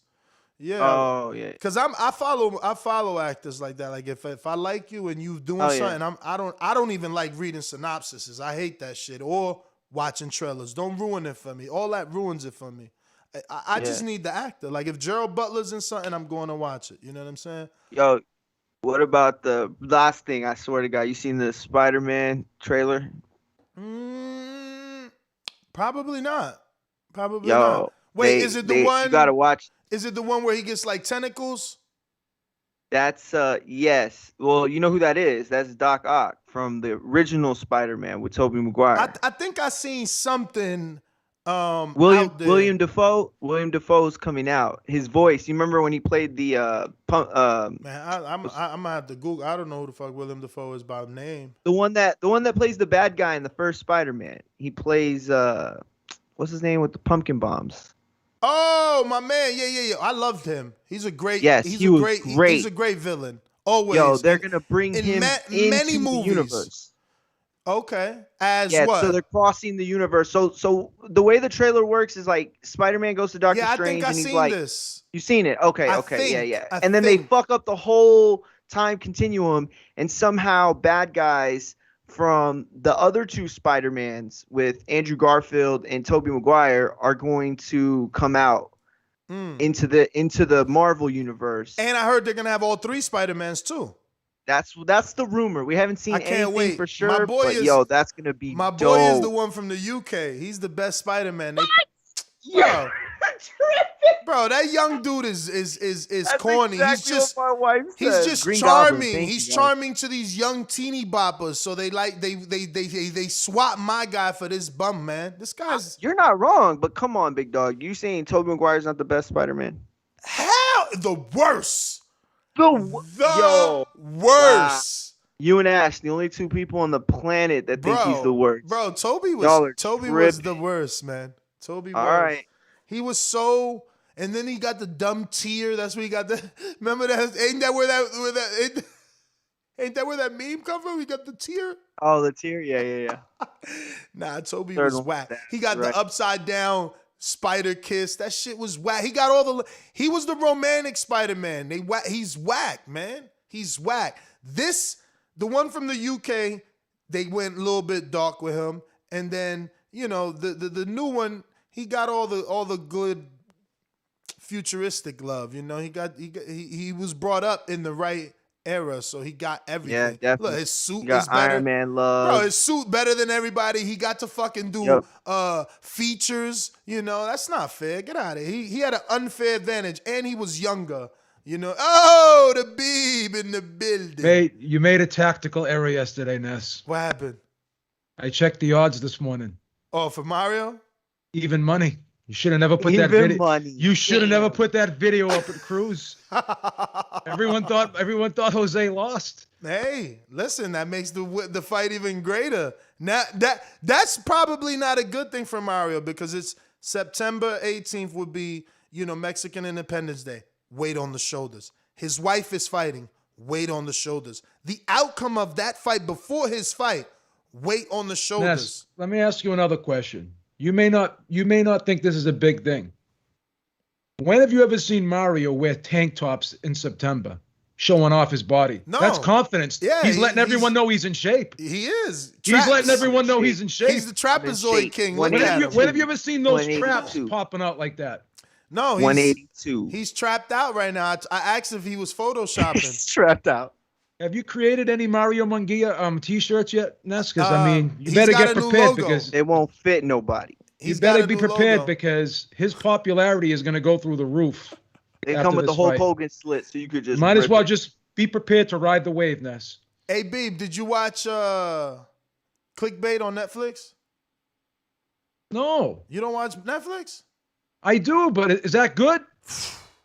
Yeah. Really good. See, that's because I follow that actor. He was the actor from Entourage, baby. That was one of the greatest series in life. I'll definitely check. You know what I watch when I'm on Netflix? I watch all those series I watched I watched Witcher. I watch the sci-fi stuff. I love on The Netflix. Witcher. I like sci-fi. I was a big Stargate fan. Who? See with Aquaman, where the whole world's blind. Yeah, I was watching some of that too. Now you know what I rented yesterday though. It's on Apple TV. You know what I rented yesterday? What? Breathe 2. Ness, No, you did not. Ness, you know what was crazy? Why not? You know what was crazy? He's the bad guy in the first one. He's the good guy in the second one. Actually, let me tell you something. Let me tell you something. I didn't rent Breathe 2. I'm such a weirdo. We were gonna rent Breathe 2, and we end up watching Kate. That's what happened. But that's a good ass. But we went back and watched 3 YouTube videos on Breathe 1 to remember because we watched it. But it's I didn't want to watch the whole shit. Here's another positive omen. Uh-oh. This is so ironic this morning. What? We were talking about the movie Cinderella Man, right? Last night, remember that? I woke up this morning without my alarm, and I had my TV on. Guess what was on the TV? Cinderella Man. Cinderella Man. Wow. Cinderella Man. I'm telling you, all the stars are lining up just right, Listen, man. it's I said. This is going to be an epic fight. I want nothing more than for Mario to win and be a co-host that has the lineal belt and he could fucking show it there every time we go live. But that's also pressure. If he gets a victory in this fight, you're going to have to put a picture of him on the belt. Oh, of course. It's got to be on the belt. Well, for the future pound for pound belt, those are that's the requirement. This belt, if he wins, right, he can get his flag on it because right now he doesn't have the status, so his flag isn't on the belt. Jose was talking like a desperate man yesterday, telling everyone he's got to go for the knockout. Telling everybody he just wants to excite the public. That's all. Yeah, father. He's got so much time. Got him. He's got so much to prove now. He's worried about the layoff. He's worried about being in his 40s now. Nah. Who knows? Who knows what else is going? This was always my fight to win. He just knows what the public wants, so he's gonna give it to him. And Mario's a shorter guy, man. Mario's small, bro. He knows they want me to win, so that's why I'm gonna win. Mario is small, guys. Mario is small. We got KDDR with a super chat. KDDR says, with market control of ABC, CBS, NBC, Fox, Free, nationwide broadcasting, even Al, if paid for slots, the potential eye views, how is pay-per-view more successful than potential paid advertising sponsorship? Because the numbers ain't the same, bro. Game of Thrones was, how many millions of people was tuned into those Game of Thrones, bro? That's what y'all not understanding. Boxing that was awesome. Boxing is a niche, man. It's like 1 point something. On a great day, we're doing what? 5 mil? A great day. That's a abnormally fantastic Boxing Day for us to do 5 million. A good fight on free TV, free meaning Fox, CBS, ESPN, 3 million. Tio Lomachenko did 3. Crawford normally does 2 point something. You know what I'm saying? This guy Thurman used to do 2 point something. You know. When he fought Danny or Sean, I know he did 4 or 5 too. But I just don't think that that's enough money to sell advertisement, man. Super Bowl gets how many people watching that shit? Oh, How many people watch just one football game? A lot. Football's a very popular sport in America. And that's what I'm saying. So it's a bigger, they have better numbers to go to the advertising and say, hey, give me X amount of dollars because I got 70 million people watching this game versus 1 million, 3 million. The amount of advertisement that ESPN puts behind the UFC is incredible. They really push the UFC. Sad, man. It's very sad. I don't know what it's gonna take, for our sport to get mainstream for real, like legitimately. Do you think that PBC will be with Fox next year? Bro, we were just talking about that in a totally different type of conversation. But my hope is that Eddie and Me too. These guys are smart enough to offer PBC I don't know, couple hundred million. You figure Al got 120 million between 2 networks and had to fragment the PBC stable to 2 different networks. He had to share and give one guy one good fight, the other network gets another good fight. They both get 2 bad networks, yada yada yada. 2 bad fights. Why is Gervonta though? Tell me if this makes sense or if I'm wrong. Why does Gervonta fight on Showtime instead of Fox? Because they paying him. They got a deal. He's been on paper. They locked him in. But why not be on Fox with the bigger platform?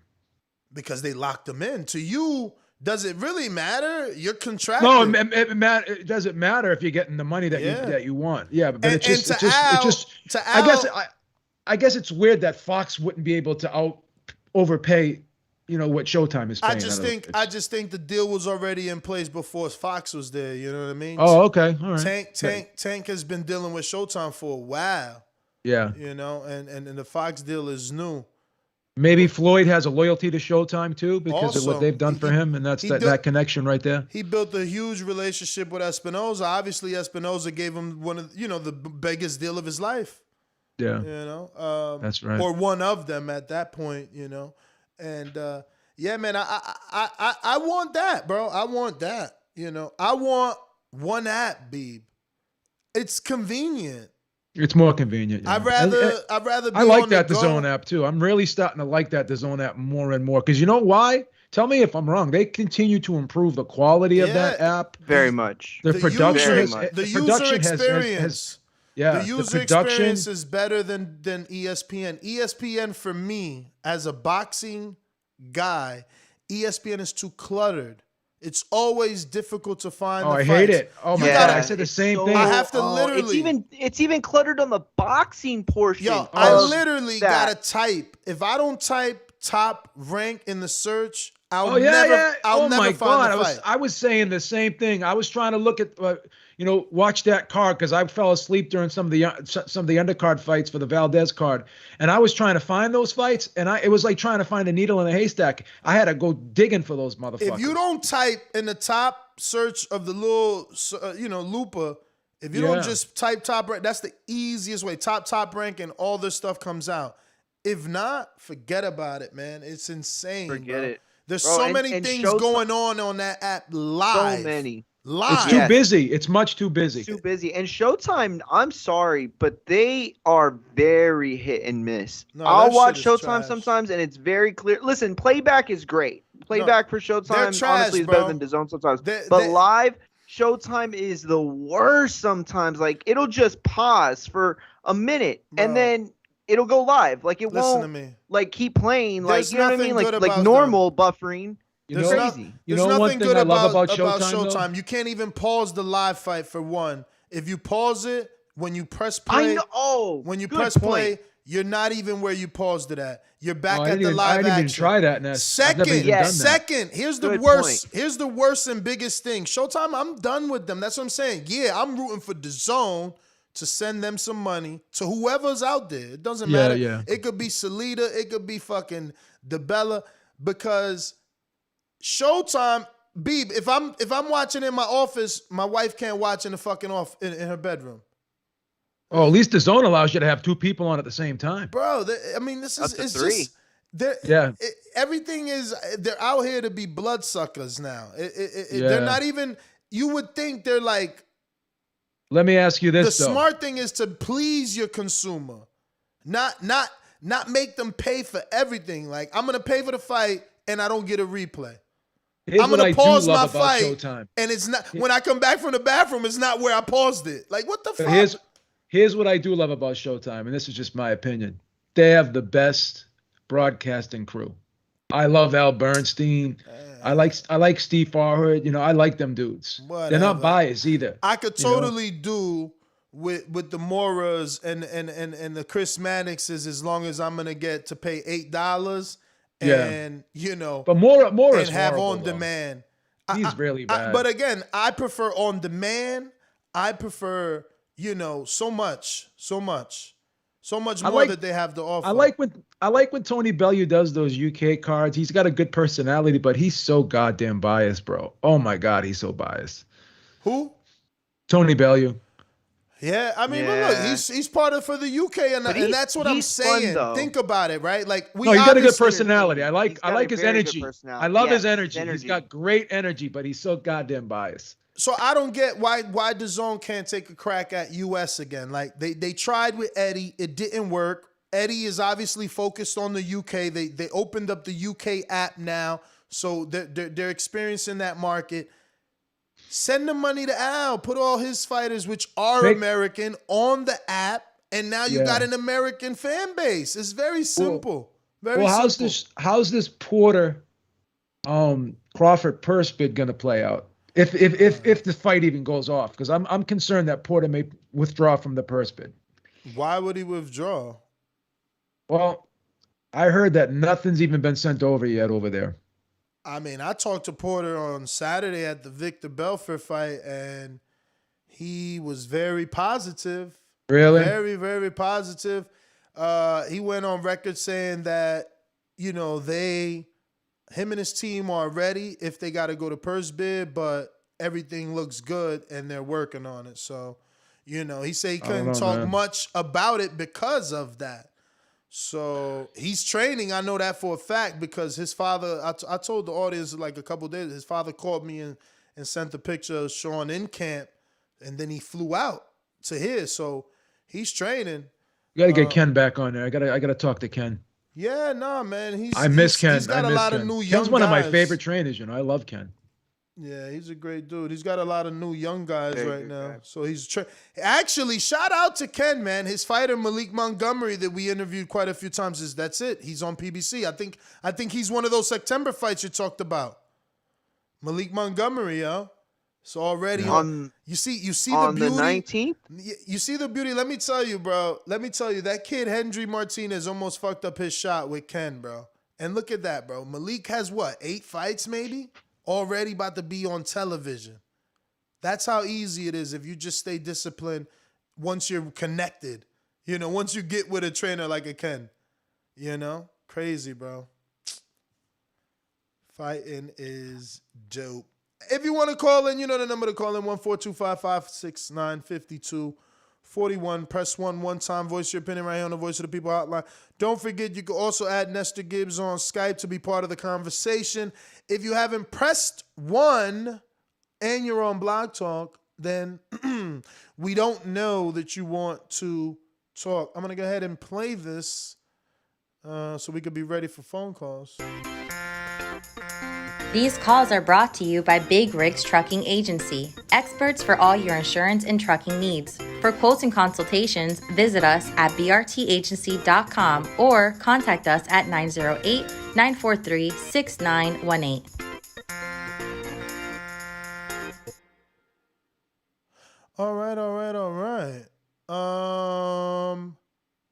Ness, do you have any of these Manscaped products? I do. These are really good. You like this stuff? Hell yeah. I got the lawnmower 4.0. Use I got the code lawnmower 4.0 TBV. and the shirt. I love how they send you shit for free, man, if you work with them. Oh, just being, Yo, so they sent you. I didn't get that. They sent you the nose hair cleaner. No, I gotta admit, I bought this thing. I like this thing. Oh. They sent me a couple other clippers that, though. Yeah, They sent me boxers. They sent me a T-shirt. Yeah, they sent me the lawnmower. Yeah, they sent me a lot of shit. Shave my pubes nonstop Yo, I for a see. week. And my man was like, "Yeah." I'm like, "Ho, I ain't get that." Hold I knew it up. was the nose hair, Clem. This is you know what though? This is like virtually nothing when you apply your discount and shit. It's like fucking $15 for this thing. Oh, how you gonna beat that, man? Nothing. Look at the light. See how the light, man? I love that light right there, man. That's cool, man. I like the light that like Shout flashes out like Manscaped. Then if you're not in the mood and you know your girl's like tugging on you, you can use this for a vibrator if you want. Whoa, yo, I'm gonna tell you a funny Manscaped story, bro. You know, that was a good one. I even make myself laugh sometimes.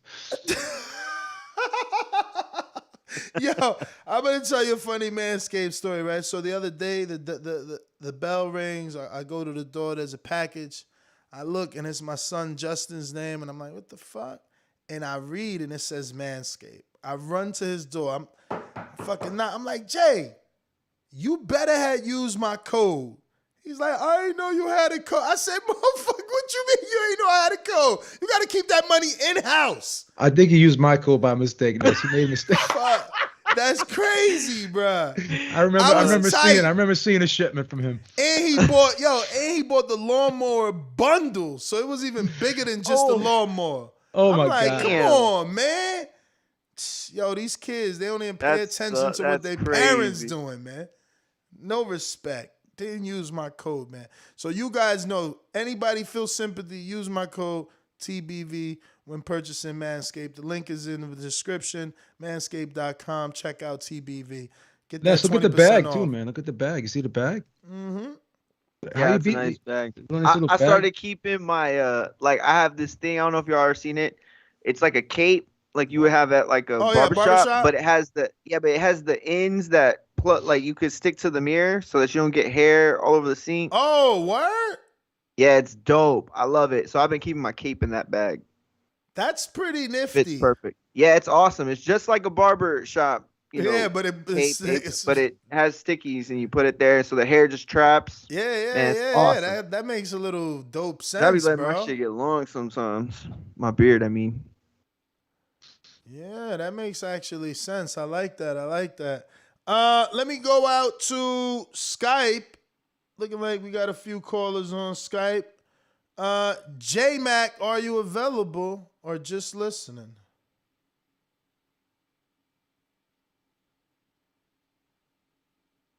And your brother, JT.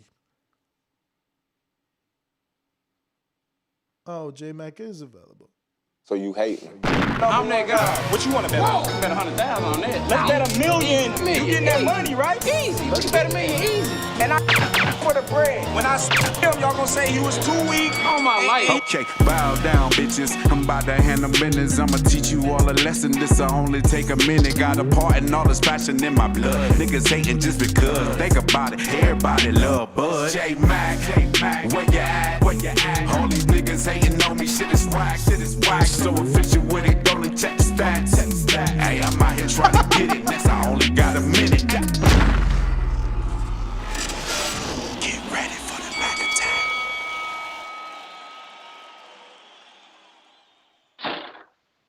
Yo, good morning. How it sound? What up? Hey, give me them fight dates and countdowns. We got how many days to Wilder, supposedly? 26. What's the other ones you said? AJ 12 and Border Wars is 5. And well, that's what's up, man. Like, I'm just hoping fights get made. I know Border Wars going down, but these other fights they still got to be made. I know AJ fighting, but I have confidence that Fury's gonna make the fight happen.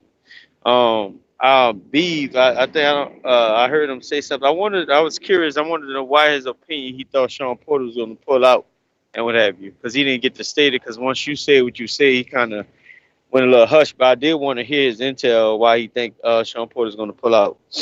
I ain't got much. That's my call. I have a feeling right. that they're gonna do Porter Ugas too, keep it in house, and then set up the big fight with Errol Spence for the winner to get the winner. That's what I'm thinking, because they got to kill some time. They got to keep Ugas busy, and like I said, all these guys love to do the in-house fights, and I think he'll be advised to do that. Because obviously PBC does not want to put the money up for this fight. They have so much money out there with other pay-per-views that they've invested in. So I just think that they'll probably do the lower profile fight with Ugas, maybe put it on regular Fox, and set the stage for the winner to fight Errol Spence. That's just my opinion. And, if that does happen, I wouldn't be totally upset, because if Crawford were to fight Virgil Ortiz instead of Porter, I think both fights are equally intriguing to me, and both fights I like. I even probably like the Virgil Ortiz fight better, to be honest with you. He for ain't Crawford, as seasoned as Porter, man. Say again? Virgil ain't as seasoned as Porter. You can make that argument. I'm not going to disagree with you there. Obviously, Porter's been in with a lot of guys. I don't know that Virgil's ready. He did his thing in that Cav Velasquez fight, but yeah. But Crawford's different. I mean, I want to see Crawford versus Porter. I mean, damn, we've been talking about that fight since 2017. Man. Yeah. It's but like we know time. how PBC operates, though, Ness. I mean, they string us along sometimes. They get our hopes up high, and then they pull the rug out from underneath us, man. I don't know, man. If they weren't, listen to me. If they weren't gonna do this, they wouldn't have extended. Why would you extend? Well, that's the problem too. Like, how many times do we see these things get dragged out, and they lead us along, and what happens? No, all this is unprecedented. We never seen a purse bid threaten to to live stream. Or announce that they're live streaming it. Yeah, that's unprecedented. I was about to say though. And we seen Eddie ask for extensions before going to purse bid. We never seen purse bid 2 days later. Oh no. Before the 2 days where we have to be at give us an extension. I don't know. I'm positive. I want to be positive. This is the only sport I love. I want Crawford in a big fight. No, you should be positive. There's nothing wrong with being positive. I should be positive too, but I'm just such a friggin', I hate that people I'm a pessimistic bastard. I always think of the worst. That's my problem, man. People are telling me that Bradley, because I didn't hear it. I don't watch the telecast with volume, so we were doing a live fight chat, I believe. Or I was, right? I think I was. But anyway, I heard Bradley said, Oh my God. Did I just lose my train of thought right there? 100%. Okay, Crawford. He said he doesn't think it's a fucking pay-per-view. Like, this guy, I mean, first you got the Bob Arum shitting on the thing, and now he's got to fucking swallow his words and negotiate. Now you got this guy on television. How's he going to say something's not pay-per-view worthy, bro?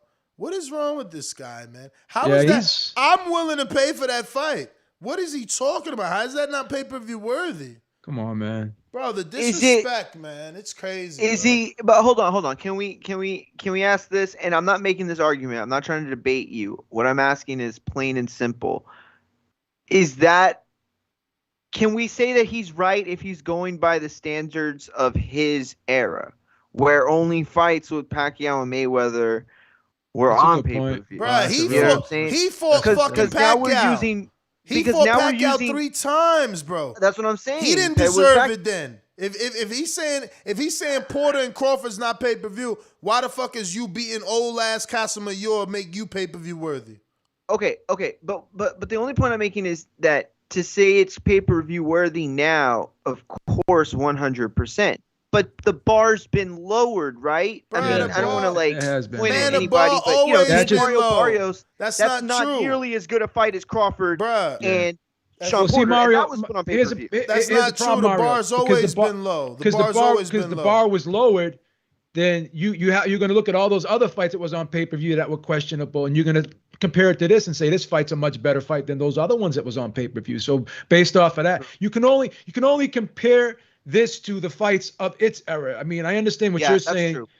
but that we have to look at what's been going on now. You have to look at the market now, right? Sure. And if you're going to compare it to the market now, then this is more than a pay-per-view fight. If you really want to look at it that way, I agree. I can compare it to the market back then, and it's still pay-per-view worthy. You look at Bradley himself; he fought Marquez on pay-per-view, and Marquez fought Juan Baby Bull on pay-per-view.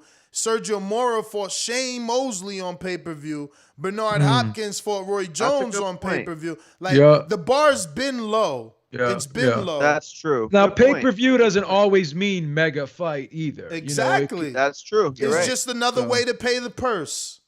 And that's the difference is he didn't say that, this isn't a mega fight or this is a mega fight. He said this isn't a pay-per-view, which I think he's wrong. But if he were to have said this isn't a mega fight of the caliber of Canelo and Mayweather, well, then I would definitely agree. Exactly. If he says that, it's different. But, ask him how'd he get his $5 million. Was it on TV or fucking pay-per-view? Yeah, that's true. That's correct. Yeah. So Crawford's got a high mandatory minimum, and he wants, a network to just fork it out? Like, man. Bro, and this is what I'm saying. Boxing is met with resistance everywhere. Like, you got these people in positions with huge audiences giving the wrong opinion. It's just the wrong opinion, But here's the thing, like why would an analyst come out and talk about shit like that? Like, you don't hear Al Bernstein saying shit like that. You never used to hear Larry Merchant say shit like that. I mean, be the analyst. Don't take a side, bro. He's the fighter, but honestly, that's what I like about the fighters being commentators and analysts. Yeah, you like that. You like that. Because they give you more, they're more personable. They give you more. Antonio Tarver, Paulie Malignaggi, Bradley Ward, they give you their feelings live on air because they were a fighter. So like when Bradley is like, yo, I think Valdez is a cheater, he's telling you from a position of a fighter. Bernstein could never say that. Yeah. Farhood could never say that because they didn't fight. Right. You know what I'm saying? Bradley feels some type of way. He like, man, I don't want to hear that shit. That shit was in your system. And he brought up the fact on the telecast, I don't know if y'all heard it, that, he brought up the fact that when he had to fight Marquez, he wanted to use Vada and they wanted to use USADA, and he said, what do you think I did? And he was talking about Robinson, how everybody was saying, well, Robinson's still taking the fight because it's his opportunity. You know what I mean? That's what he's doing because it's opportunity. And Bradley said, when it was my opportunity, I had to say, okay, let's take USADA, and look what happened in that fight, Marquez. I'm going to be honest. If I'm Conceição, and I'm finding out that my opponent's taking a weight loss pill with 2 weeks left to go or less than 2 weeks left to go in the fight, that's going to make me a little bit more confident saying this dude ain't even on weight yet and you got to take this drug to get him on weight. And I predicted and I talked about these types of drugs too. And I think his performance kind of proved it that this really isn't going to isn't a magic pill that's going to make you be a better fighter. I thought of that. I said that beforehand. I said that beforehand, and I picked Conceição before the fight. And the fight could have gone either way. I did score for Valdez, but if I flipped round 3 and I flipped round 9, and I could even this whole commentary that Conceição just went to sleep in the second half of the fight. You take rounds 9, 10, and 11. Right, those were fought on even terms. Those were swing rounds. Not even 10. I thought Conceição clearly won round 10. In all 3 of those rounds you mentioned, by the way, Conceição he out punched him. He outlanded Valdez. The thing that Ward was saying, like, oh, this dude is just packing it in. He's he's broke.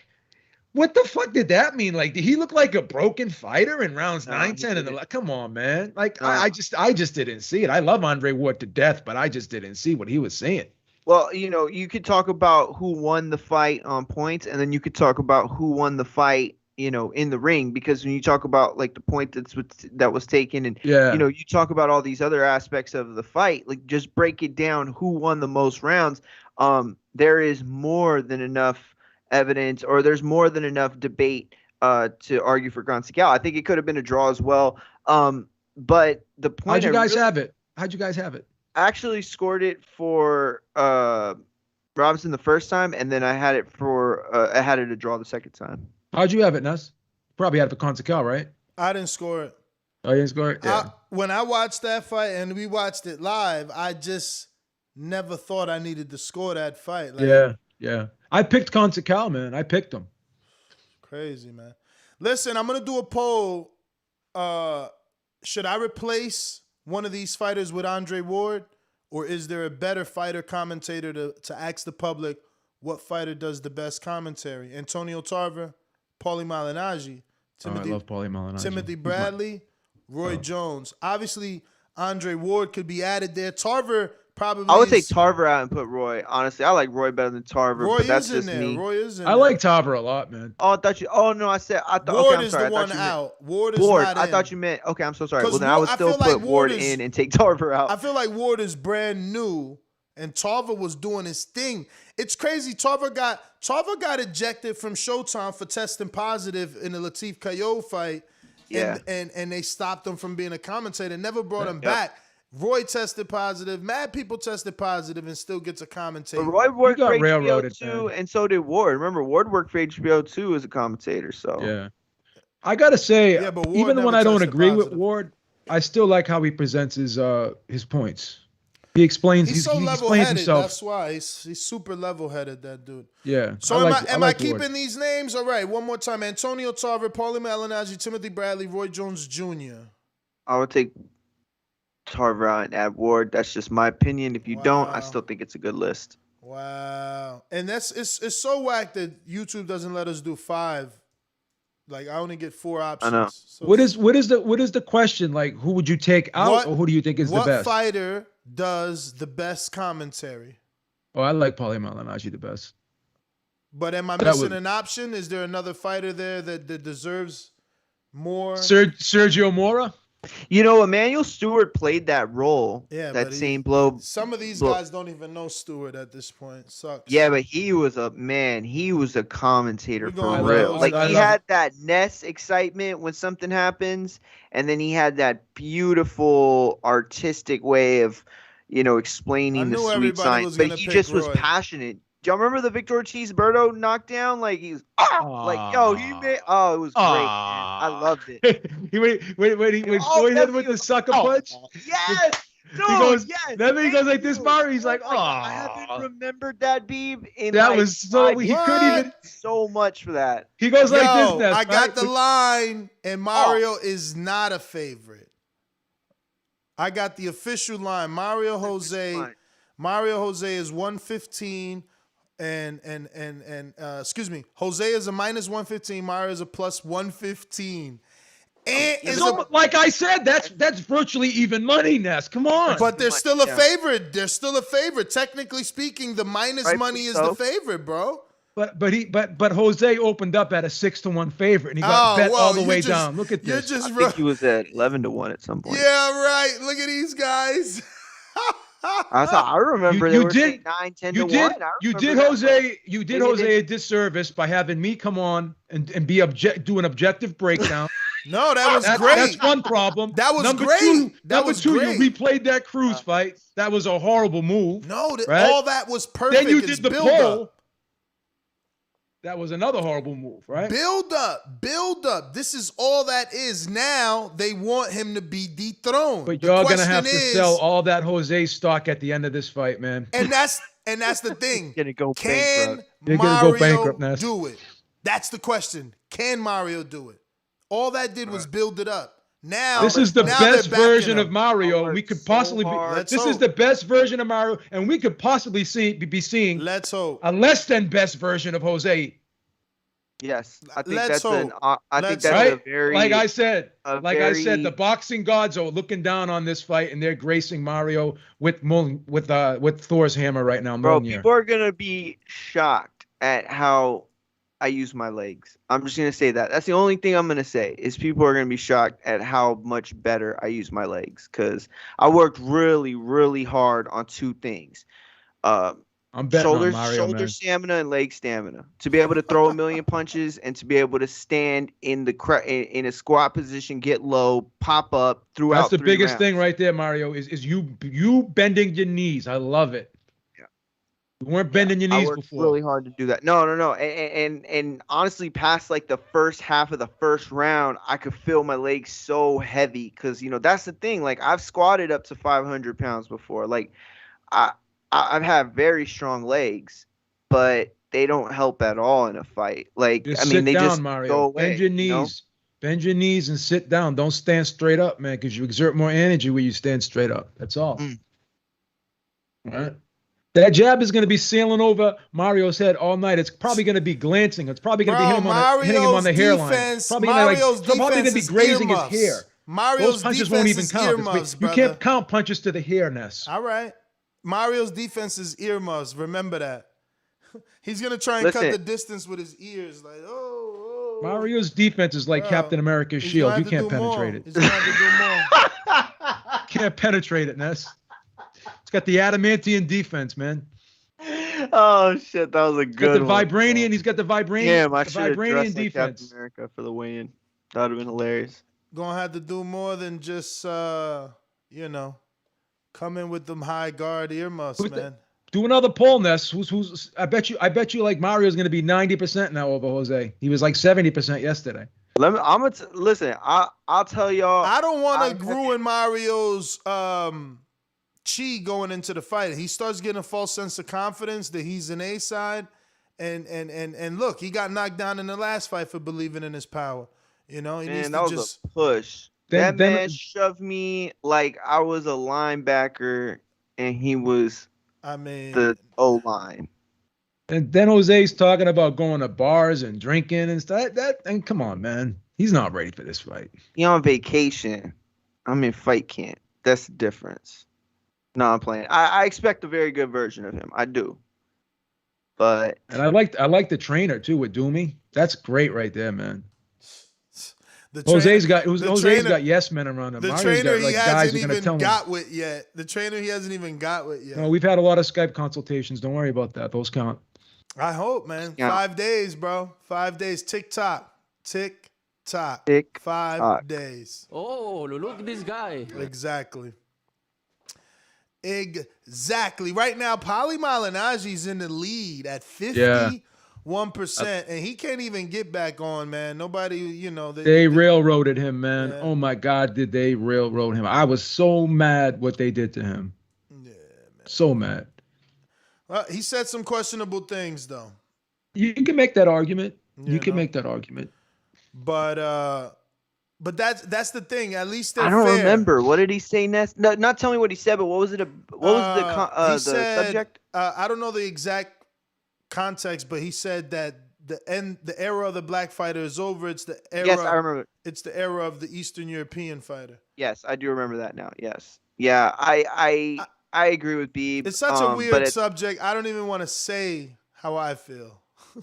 No, I'm not gonna. I wouldn't touch that with a fucking 10-foot pole. Yeah, no way. if people are gonna feel badly about that, you can't tell them not to, man. Nah, yeah, you can't tell them not to. No way. No, and that's the thing is, I feel like Paulie was better than that. You know what I mean? Like, it's like Antonio Tarver. I'll be honest, I never thought he was like a great commentator. He's a good commentator, and absolutely he is at the highest level, but I didn't think he was the best of the highest level. So, like, something happens, they get rid of him, like, whatever. You know what it was? But with a Paulie, I felt like that just wasn't enough. Bro, Paulie got the fights. Paulie got the fights. That's why you hold him in high regard. So Antonio was sniped at the butt of his career as a commentator. Like, he didn't get to call any of the big fights. Paulie called Thurmans, Porters, Wilders. He called so many big names. Here's the bigger question. Should politics and sports be mixed? It's always gonna be mixed, man. It was based off that. It probably always will be to some degree, but do you think it should be? I don't want it to be, but I don't want it to be honest. Bro. It's you know, Anybody I'll that be watched honest, the like, Triller card knows politics and boxing are one and the same.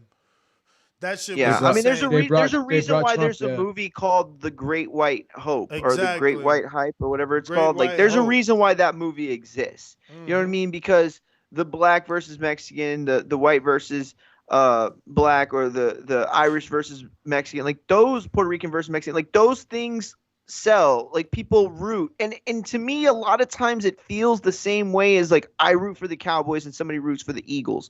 Like, it feels not territorial. What's the word? Tribal in a sense. Tribal, you know what yeah, I mean? tribal, yeah. And so I hate tribalism too. It yeah, fucking and it aggravates me. sucks when it goes to a level of like ugliness. You know, like there's a thing. Like, I remember going to the Pacquiao and Claude fight, and those two nations showed up and represented.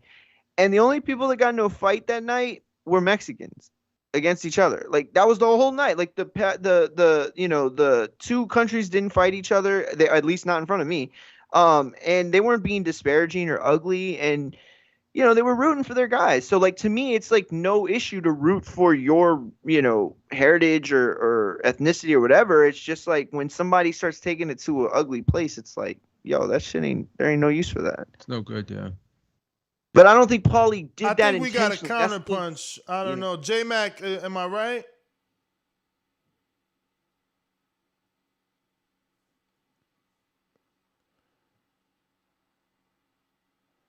J-Mac, you passing? You passing?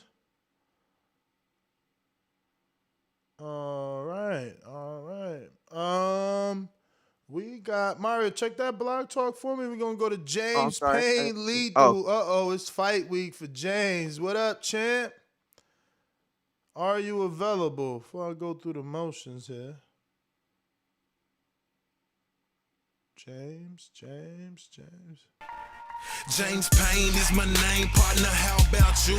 Standing on my property and I'm gonna see about you. If I come out on my porch, I see you chilling in your wheel. Boy, I hope you know somebody better be waiting on the bitch. James Payne, baby, see me pissing on the post. If we're playing basketball, you might see me in the post. TVV, how my audio sounding this morning? You good. What up? What's going on? How y'all doing, TVV? Top of the morning to you. Best part of waking up. Y'all know the slogan from the 80s, TVV in my cup, man. I appreciate the content, man. It was a rough night last night. I sent you, the info about how my sparring went yesterday, Ness, but last night I got the call that my aunt, who been battling COVID, passed away last night. So sorry, man. And so sorry to hear that, man. It's it's been a blow, man. Just a lot on my mind, you know what I'm saying? So yeah, it's fight week, and I was dedicating this performance to my father, man, but I got a lot to fight for, and I just hope my opponent's ready, man, because ready or not, man, I'm coming in there and I got a lot to fight for this weekend, and it's been a lot on my mind, and it's a lot on my heart right now, just trying to hold it together. So I hope he's ready, because if he gets this message, man, I can't wait to see your ass in the ring on Friday night, man, because it's a lot that I've been going through, and I've been training my ass off, and I've been pushing myself to the brink, and I've been seeing your ass in nightclubs, and you enjoying your life, man. So I hope everything's good, because for me, shit ain't good, man. You know what I'm saying? Shit ain't been good. My training been hard, and I've been sparring with guys way better than me, Olympians and professional fighters, and they've been doing their thing with me, man. I've been boxing for 6 months. It's not a long time, but come Friday night, whatever I get, I hope I let the world see what I got, man. I plan on letting it all hang out, and I'm not leaving that fucking ring with no regrets. I'm gonna let my nuts hang all over that motherfucker. So I'm gonna see dude this Friday. And I wish all the Border Wars fighters the best of luck on Saturday. And I wish I was with y'all. And I'm sorry for my emotion, just going through a lot. So that's my call. James, man, keep your head up, champ. Yo, James, so sorry to hear about that, brother. We got you in our prayers. And good luck, bro. Heart For goes real. out to you, man. Heart goes out to you. Definitely. J Matt, counter. Yo, can you hear me? Yes. Hey man, shout out to James, man. Sometimes people get hit with things that shake them up. You can hear it all in his voice, his sincerity, battling his emotions, trying not to crack his voice. But like, shout out to him, keep putting in the work. And I was definitely sending prayers out to his family and him. But I actually called the challenge B, whatever, B, I think. How is he making excuses for guys with performance enhancers? I think he said made a comment saying that he's been arguing against it, saying like, I don't want to quote him, but I know he said something like, it does prove that it doesn't help you in a fight or what have you, or the fact that it was cutting weight and what have you. And I'm totally against that because we don't need to make excuses hold on, for performance enhancers. And whatever you say, you can correct me afterwards. It's been a minute since since Ness responded to me. But when dudes taking performance enhancers, like I said last time I called it, it's called a performance enhancer. Enhance your performance, whether it's to make you cut weight, whether it's to focus on your concentration. A lot of times, them cutting weight performance enhancers, it has stuff built into it so it can help you focus, concentrate more, and what have you. You still reaping the benefits. So we don't need to make no excuse for dudes on what it don't prove or what it don't do. If it's not supposed to be put in your body for sports performance abilities, it should just stay out of it. And we shouldn't make excuses for dudes. It should be straight across the board and what have you. I don't care who it is. I don't care if it's my favorite fighter, your favorite fighter. If a dude takes a performance enhancer, he should be dealt with accordingly in the sport of boxing. It's just that simple. That's my call. Well, I mean, you shouldn't have been taking it. I can't debate against that. I guess my whole argument was the misinformation about the drug. You know, that was my whole argument. When you say making excuses, I think you're just picking and choosing your words because you're taking things out of context. You're not looking at, the big picture. Stealing a loaf of bread is a crime. So is armed robbery in a bank. But they're two different levels of crime. Good point. So all drugs are not created equal. Now, he should have been punished, should have been stripped, should not have been allowed to fight. But this whole thing about this drug was a super drug is just not correct. You don't see these obese people taking this drug, phetamine, and going out and running marathons, right? You just don't see it. And I had a bone to pick with Victor Conte because he was trying to tell people this was a masking agent, which doctors proved it wasn't. And he was trying to say that this drug stayed in your system 30 days. It's out in a day and a half. He's trying to say that the benefits of this drug are going to last a month, and stimulants are in and out of your system so quickly that the benefits are short-lived.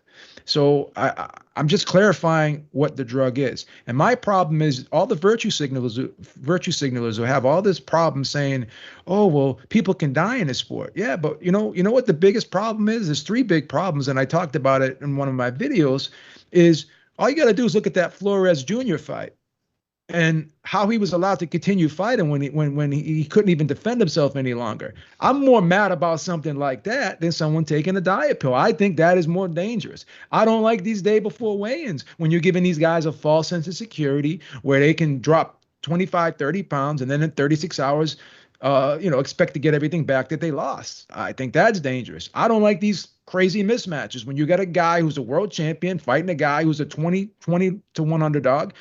That's a problem. So those three things, I think, provide more danger to fighters. And I think history has shown that have caused more fatalities than the PEDs. Now, that's not to make light of the PEDs. The rules are what the rules are. But let's not come out with all this false outrage and this virtue signaling and trying to make something worse than it really is. That's my argument. You're acting like this guy took some drug that's going to turn him into the Incredible Hulk and he's going to go mash someone and kill. Like I'm not prepared to fucking charge Oscar Valdez with attempted murder because he took phenamine. I'm just not. So real quick, I want to just make this clear because this is a conversation that's continuing from a week ago. After you're done, and I remember J-Mac has a counterpunch when you're done. Okay, I'm going to do this in 30 seconds. What Beeb had said was that Oscar Valdez 100% deserved to be not fighting, deserved to not fight for the title, and that the WBC and Top Rank were doing the wrong things. But the other point he had made was that he didn't believe that Federer would even help him. And that's not to say that it's right to take it. It's just, in his opinion, he thinks that what he was saying is that signals a poor camp for Oscar Valdez, that signaled a bad look for him, that he was going to be in a very bad situation, that he, A, had the mentality that felt like he had to take it, and B, that drug may have side effects that cause you to not perform at your best. And what happened? Oscar Valdez had to get on the scale 3 times to make weight, and Oscar Valdez did not look anything remotely like the guy that beat Burchell. Now, I'm not saying Valdez looked bad, but he started slow, which he's always kind of a slow starter. But ultimately, he didn't look his best. So I went back and thought to myself, man, Beeb might have a point here. And so I think the truth is really what Beeb was after. But the bottom line is, he said that, he shouldn't have fought, and we're all in agreement with that. It's a prescription drug. It's illegal to take the drug without a prescription. So that in itself says that he was wrong for taking it. But again, I get tired of hearing, oh, well, people can die in this sport. Name me one person that's taken amphetamine and killed somebody in the ring. Just give me a statistic. HGH is different. Give me statistics. TRT Let me get to J-Mac because you gave go ahead, your you're point. right, He you're right, gave you're his right. My point. fault. I Let want him to in. get to him on his Let him in. counterpunch. Only thing Let him I'll in. add is that I don't think it's about name someone that got killed, or it's just it helps you cut weight. So it's no, that's true. One fighter has an advantage. Unequivocally, I have no debate against that. That's never my J-Mac, argument. talk to me. Yo, can y'all hear me? Yeah. Yes. Okay, this for the record. I do need to do a little more education on what it does. I just know it's a performance enhancer, and I know it was a banned substance from my understanding. Not he needed to have a prescription because they have substances banned for a reason. And it was even if it was focused on enhancing his cut weight, it still was used to enhance his ability to cut weight. Now, whether it's a case by case situation with fighters. Don't say because what happened to one fight and what didn't happen to the other fight, or the benefits of what a person may get from a certain drug or cut weight drug. We can't just say that's across the board thing. What we can say is it's an illegal substance and it's a banned substance when it's used to enhance sports. So my argument is based from off of that. So when I say, I'm not gonna sit up here and say, oh damn, he didn't look like that drug didn't even help him. But I'm gonna say, damn, he used a performance enhancer and he still look like that. But the fact of the matter, I still performance enhancer. And I'm not going down on who lose, they lost. Hello? Can y'all hear me? Yeah, you had cut out for a second. My bad. For a brief second. You cut off a brief second. I'm driving, so my bad. No, we understand. I'm okay. I'm not gonna go on who lost their life and what have you, because that's still a case by case situation. You may have a dude that take a drug that may enhance his performance and focus and give him the right type of energy and fight through to make it to where he can stop that guy or possibly hurt that guy. And then another guy who's struggling with making weight all camp, got a lot of stuff going on. He can't work as hard, so he used it just to make the fight and what have you. And that could have probably been what happened.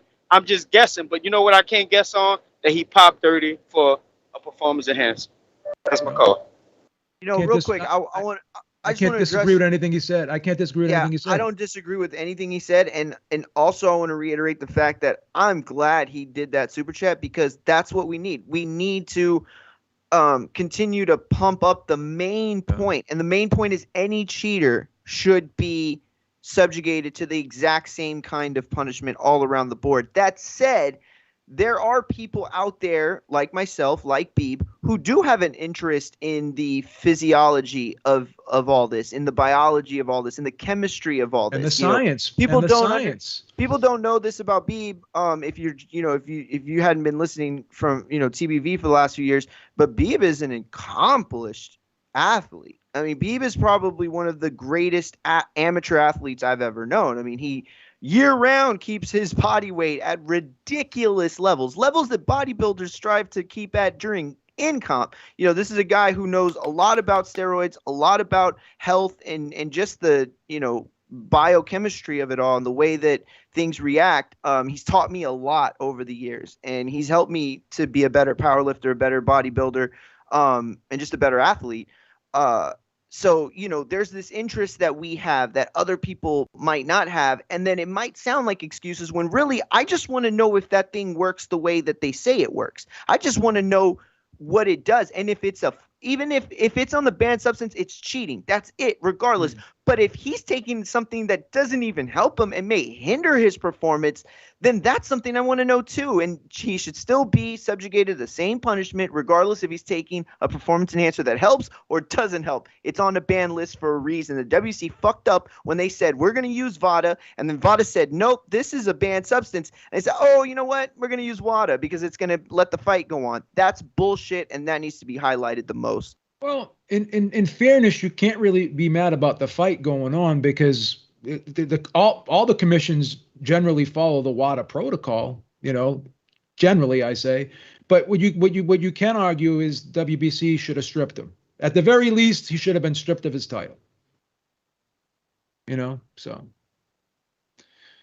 But I definitely thought he was going to be stripped or at least made to fight without defending the belt pending investigation. Yeah. I didn't think they were going to do a rush job, but I got to get to these lines. I'm sorry. I mean, I know, look, people, you probably not going to like us this week. It's fight week for us.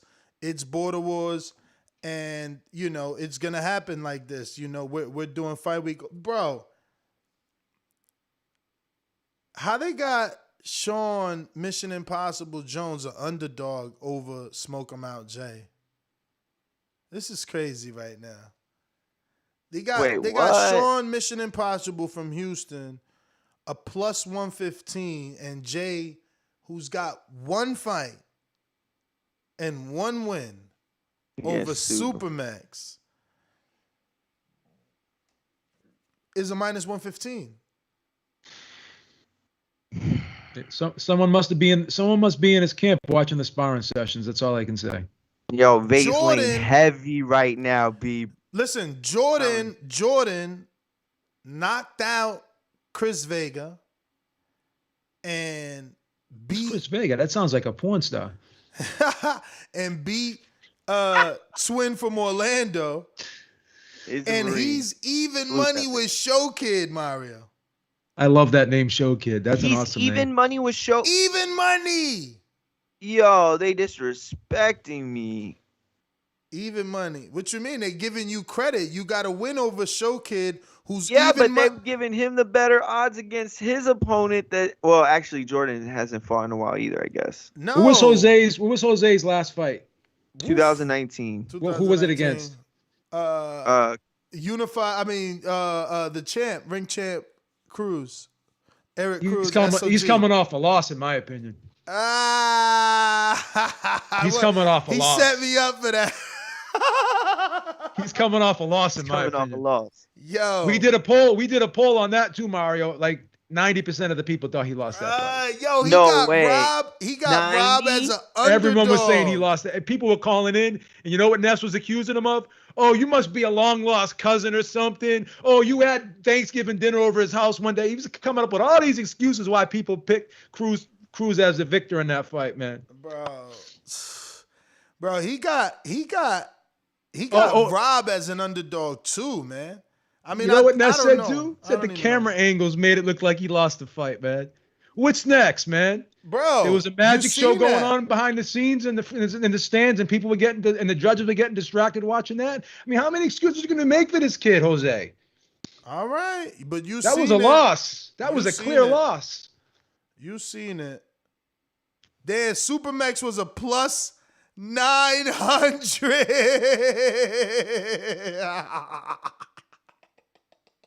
Wow. Yo, Santiago was a minus 1,500. That's like Vasil Lomachenko numbers, bruh. That's crazy. That's ridiculous. Crazy.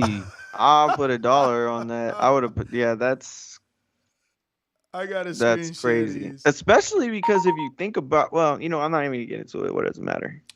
Bo is terrible though, man. Bo is terrible. These odds are crazy, man. Come on, man. Some of them are a little off, but Bo does a good job normally. Pound for pound's always on point. He's all over the place. First of all, Supermax fight is canceled. That shit shouldn't even be on there. Is mad fights missing? How is Jay an underdog? I mean, how is he a favorite over Sean, who's like 3 fights in? You know what I'm saying? This Border Wars is so good. I think it should be put on Patreon, man. We may have to charge for this, man. This may be do the commentating. This may be the first Border Wars that we have to charge for here. Yo, imagine actually we're doing it backwards, bro. We're doing it backwards. We used to charge, and this is the first one we're doing free. We need the word to get out. People need to see. Okay. I can't disagree with you. You're the businessman here. If y'all ever do it, it's got to be Ness has got to be the color man, and Beeb's got to do the play by play. Fly out, man. Fly out, Beeb. Stop holding out, man. This weekend, but anytime. Mario would get the win if you're there. If you're there, he's getting a knockout. If you're there, you could be in his corner. Beeb in the corner if he's there. Oh well, but he's gonna compensate. Oh, that's gonna be tough. Whatever, it don't matter. If he goes in your corner, I may be in the corner. If he goes to your corner, then Doomy could be the ref. Because that's the thing. That's the thing. When Mario fights, we need a new ref for Doomy. Listen, I win the lineal title. Okay. And you and Doomy in the corner, and we open our own gym called the Lineal. Yo, we could put it wherever you want. We could take it to Boston. We could take it to Jersey. Y'all come to Texas.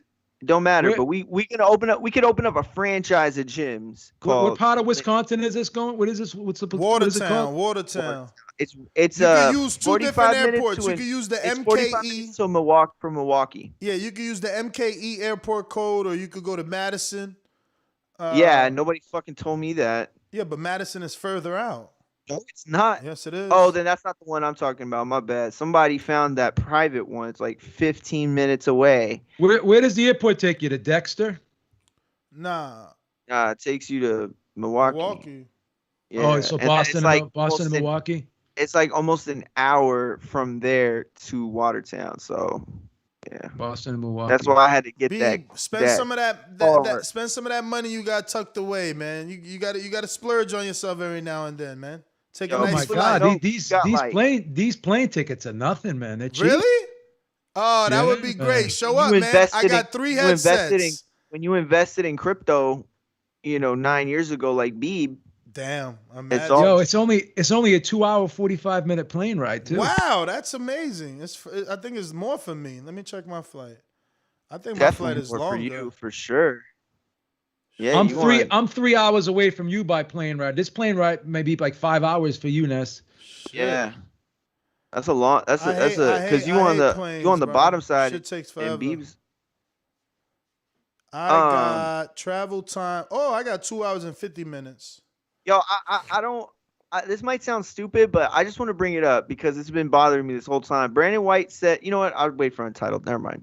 I'll save it. Nothing. Never mind.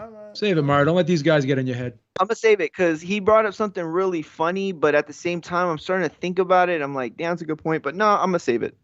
Save it, Mario. All right.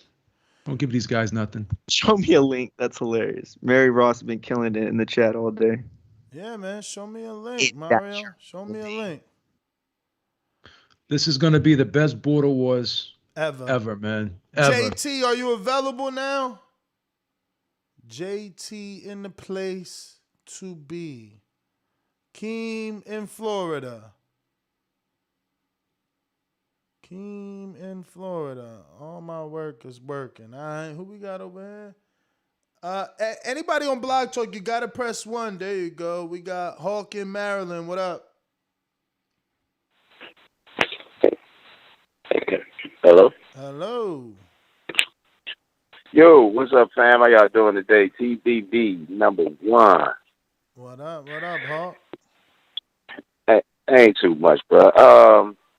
Bro, it don't matter if It don't matter who gives you a box of shit, whether they gift wrap it, whether they put bow ribbon on it, nice Christmas paper on it, whatever it is. Once you get it, and you open it up, it's still a box of shit. So it don't matter what he had in his system, whether it was this or that, because it don't matter when it's certain fighters.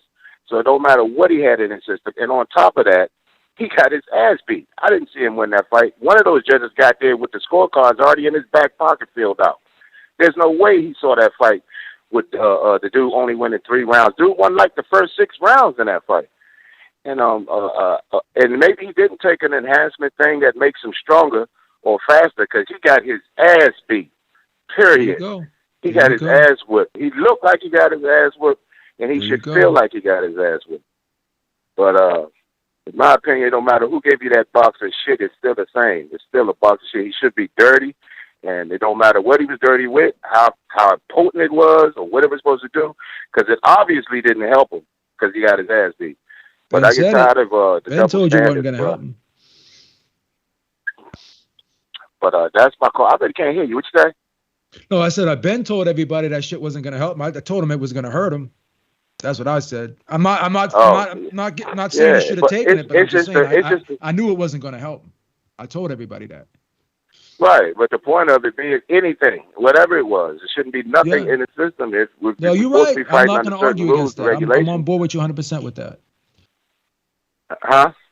I said I'm on board with you 100% when you say that. I'm not going to argue against that. I think you're right.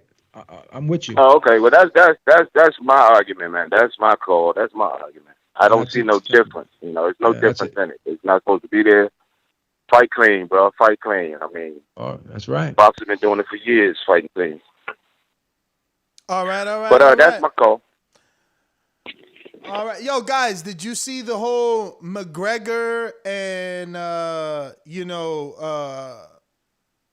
Machine Gun Kelly, who's dating Megan Fox? McGregor at the VMAs threw a drink at Machine Gun Kelly because he didn't want to take a picture with him. McGregor funny as hell.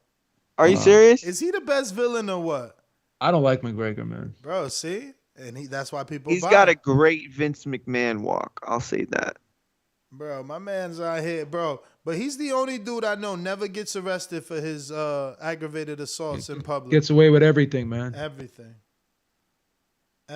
bro. I read something about that, but I thought they had a scuffle, but I didn't know Conor threw a drink at him. Conor threw a drink. Hell yeah, let me screen share it. Conor Trippy. Call Conor Trippy Red. Megan Fox is so pretty, man. Oh my gosh, she's a beautiful woman. Yeah. I didn't even know Machine Gun Kelly was popping to be getting a Megan Fox.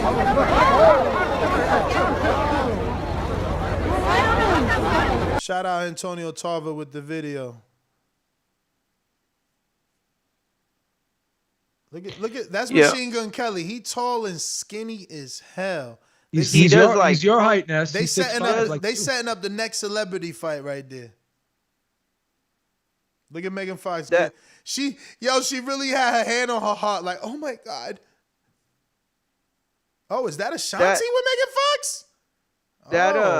He does punk now, like punk rock. He put out like a punk rock album. Yeah. Wow. After Eminem finished his career. I don't think he's a bad rapper, but I always thought he was a good rapper. I thought it was the biggest bad, mistake bro. to go after M, and when he did that, that's when he kind of shit the bed. But honestly, his original diss track wasn't bad at all. You know, it was kind of corny at times. I mean, not Keem. Anyway. Yo, Megan Fox was at the VMAs last night, man. She had like a dress on. You could see right through it and everything, man. That's when this happened. That's when this happened at the VMAs. I see it now. It's popping up on my thing. Why was he at the VMAs? McGregor? Because he's a celebrity, bro. What do you mean? Bro, 5 million people bought his pay-per-view with Floyd, bro. He's a celeb. Let me get to Adrian, who got called out by Show Kid. What up? You heard the show or what? Called you hot trash, man. He said you hot garbage, man. He said that fight with you and Ant was a waste of his life, bro. Damn, Adrian's busy. I needed you to respond to all them Show Kid. Oh, I hear you now. What up? What up? No, I didn't hear the call out, but I just say this. He can get it. I ain't afraid of nobody, so it is what it is. I show up, I fight, and you're right. That fight with Ant sucked, man. I'm fucking disappointed in myself for that. Shit, I'm a coach. I can watch that shit and understand it better than he can.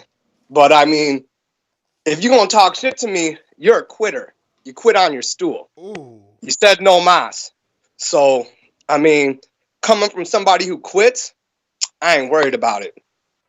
And don't worry, I can gain weight. I always forget that because it goes down in Mario's record as a stoppage. So we just think Mario got power. Mario stopped him, but technically it was worse than a stoppage. He quit on a stool. He ain't got no fucking heart. He was like Sony, fucking quit.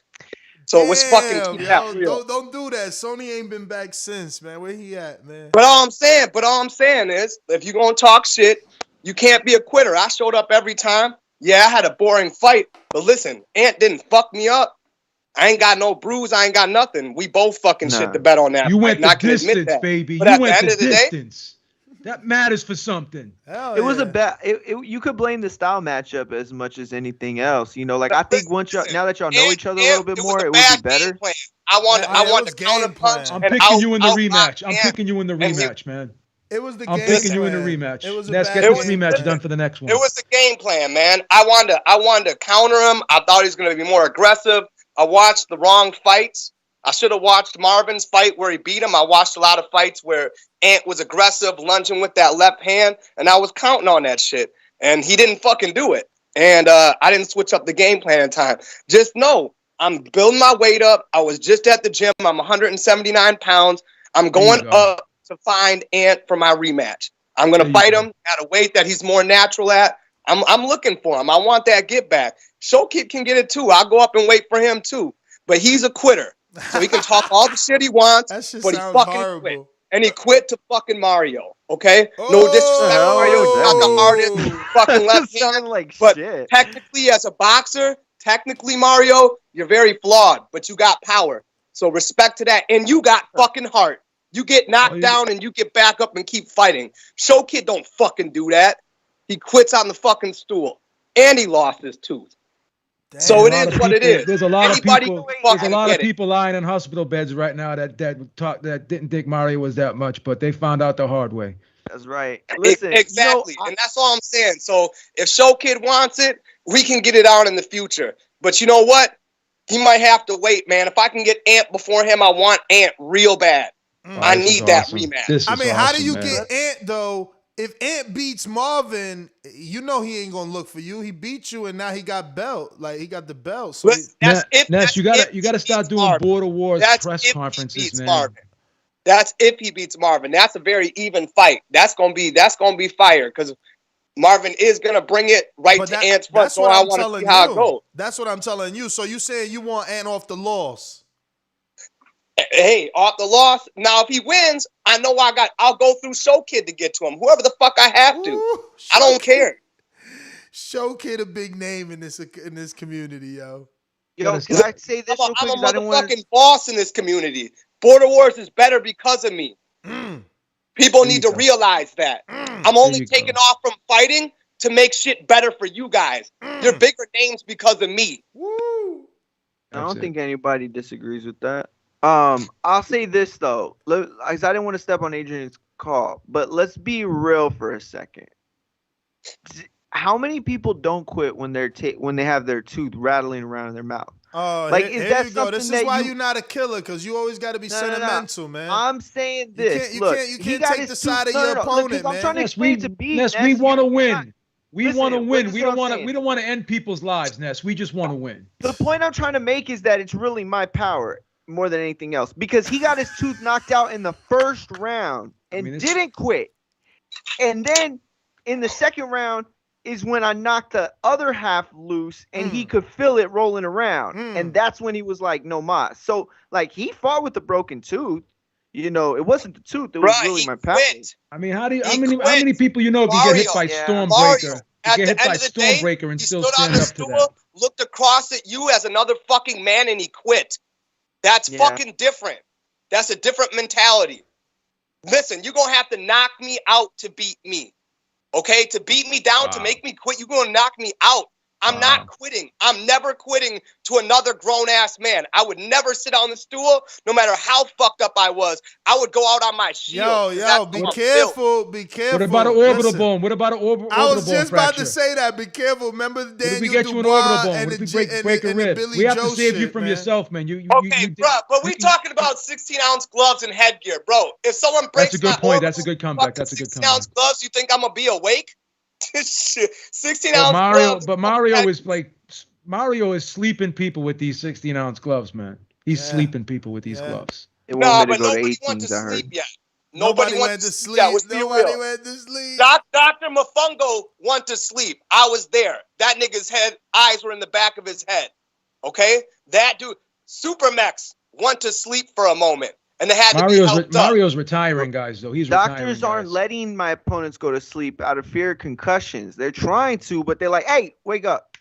You know." Hey, Mario I got hits him with the kiss of death, and they stop it immediately before he can follow up, man. It's not even fair. Into it, but I will say this: there was a lot of hugging, a lot of holding. Hell yeah. It was a great fight, but it was a little ugly. Sloppy. But that's both your styles. You know what I mean? You're gonna go in there, swing big shots. We ain't here to win beauty contests, man. We're here to put people to sleep. That's what we do.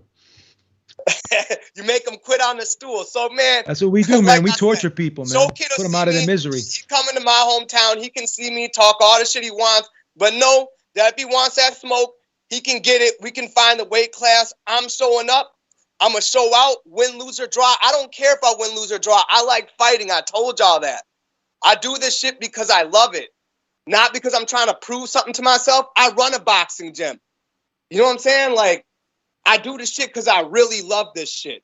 Some of y'all do this shit because you're just trying to get clout or make yourself feel better about yourself. You know what I mean? Or make a name somewhere. I just do this shit because I enjoy it. We trying to make Border Wars the best it can be. This Border War is going to be more lit than the last one, and the next one's going to be more lit because it's only going to go up. So Show Kid is a big name in the community because he's got a big mouth. I'm a big name in the community because I actually raised the standard of Border Wars. And I put my money where my mouth was and fought challenging people. I ain't take no cherries. I've never looked for an easy fight. It is what it is. And it's what I like about Border Wars. This Border Wars may hit 20,000 live. I hope. It's going to hit 20,000 live on YouTube. I get paid off this shit. I need a check. I need George to CTC me. You know what I'm saying? That's what I need.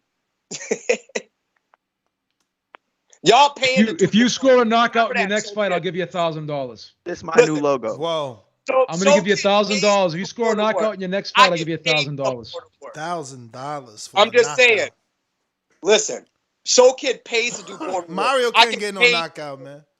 That's too much pressure. You think I'm going to put $1,000 up for Mario? That's too much pressure. Mario's a minus 5,000 with the knockout proposition. You think I'm going to put, give Mario money? It's like, nah. Might as well just make a donation. Might as well just make a donation. Yeah, but he's too smart with his money. He ain't just giving cash away.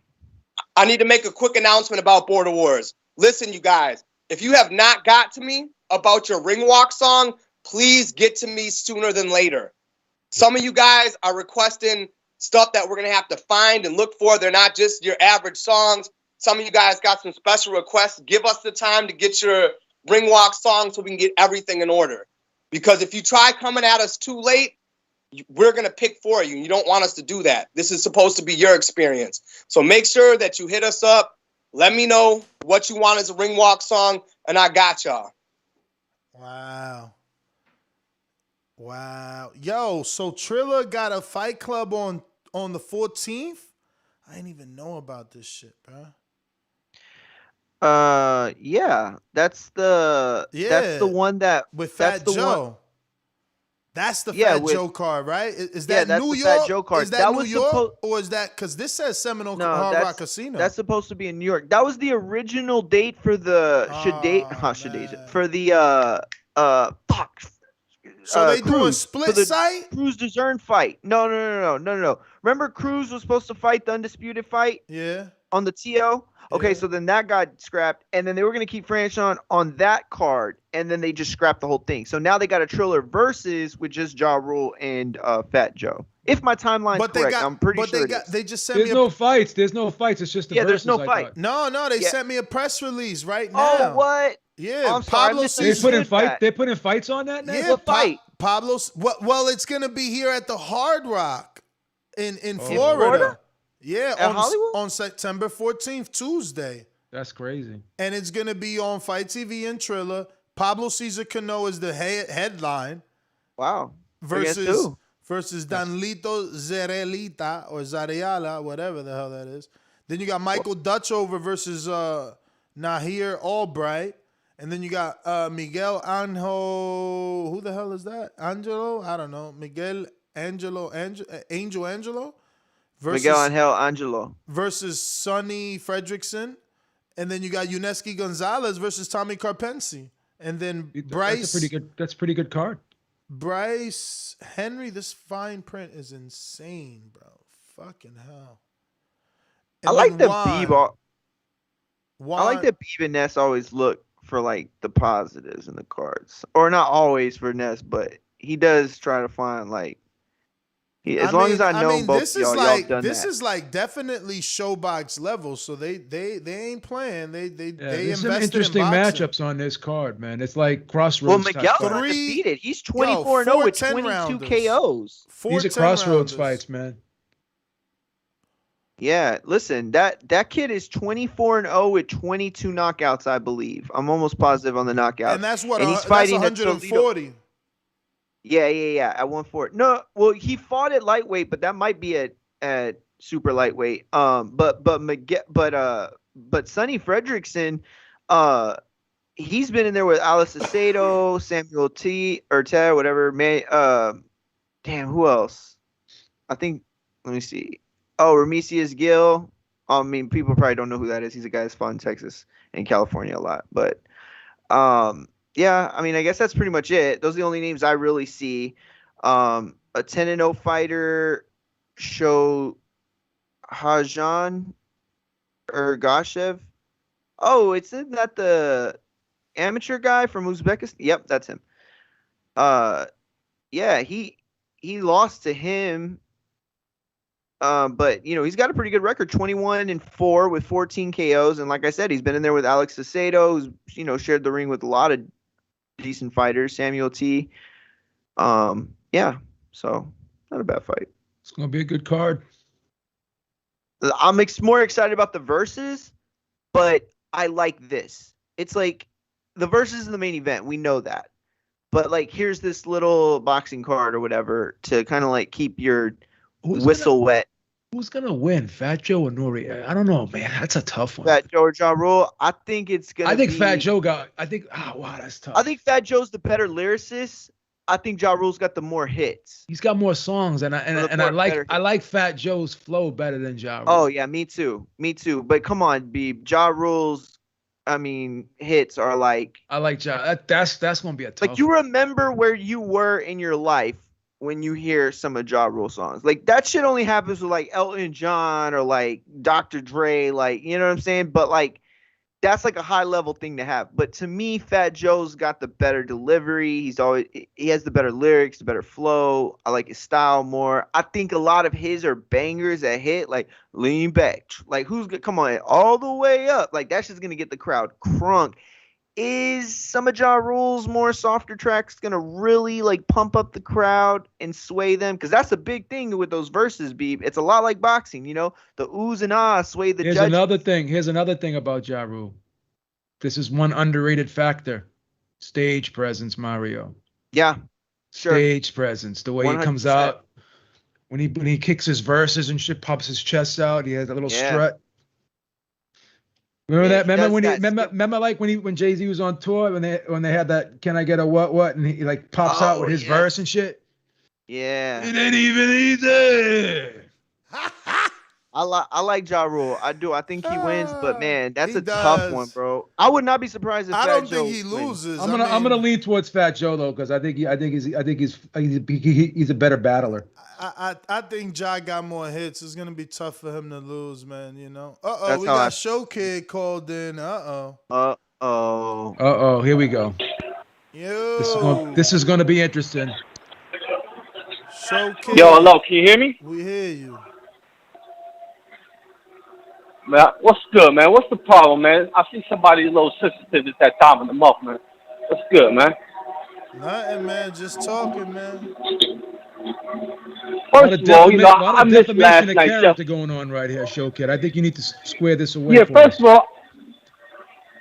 all, I missed last night's show, right? So I wake up, I'm like, damn, I missed the show. I'm listening to the show. I'm in the comments, and I see Adrian talking about, oh, Mario and Show Kid was an okay fight, but they lack skills. You know what I'm saying? That was fight of the year, Show Kid. That was fight of the year. Okay, I let that slide. Let's say that's his opinion. Then he takes it again, like he's just trying to get attention like a female. Like, first of all, me and Mario, we just started boxing. Of course, we don't have as much skills as a coach Liddy, but it still was one of the better fights. And this nigga is a coach. Who is he coaching? Who the fuck is he coaching if he can't beat Ant? No disrespect to Ant, but he trash too. They both trash. That was a trash ass fight.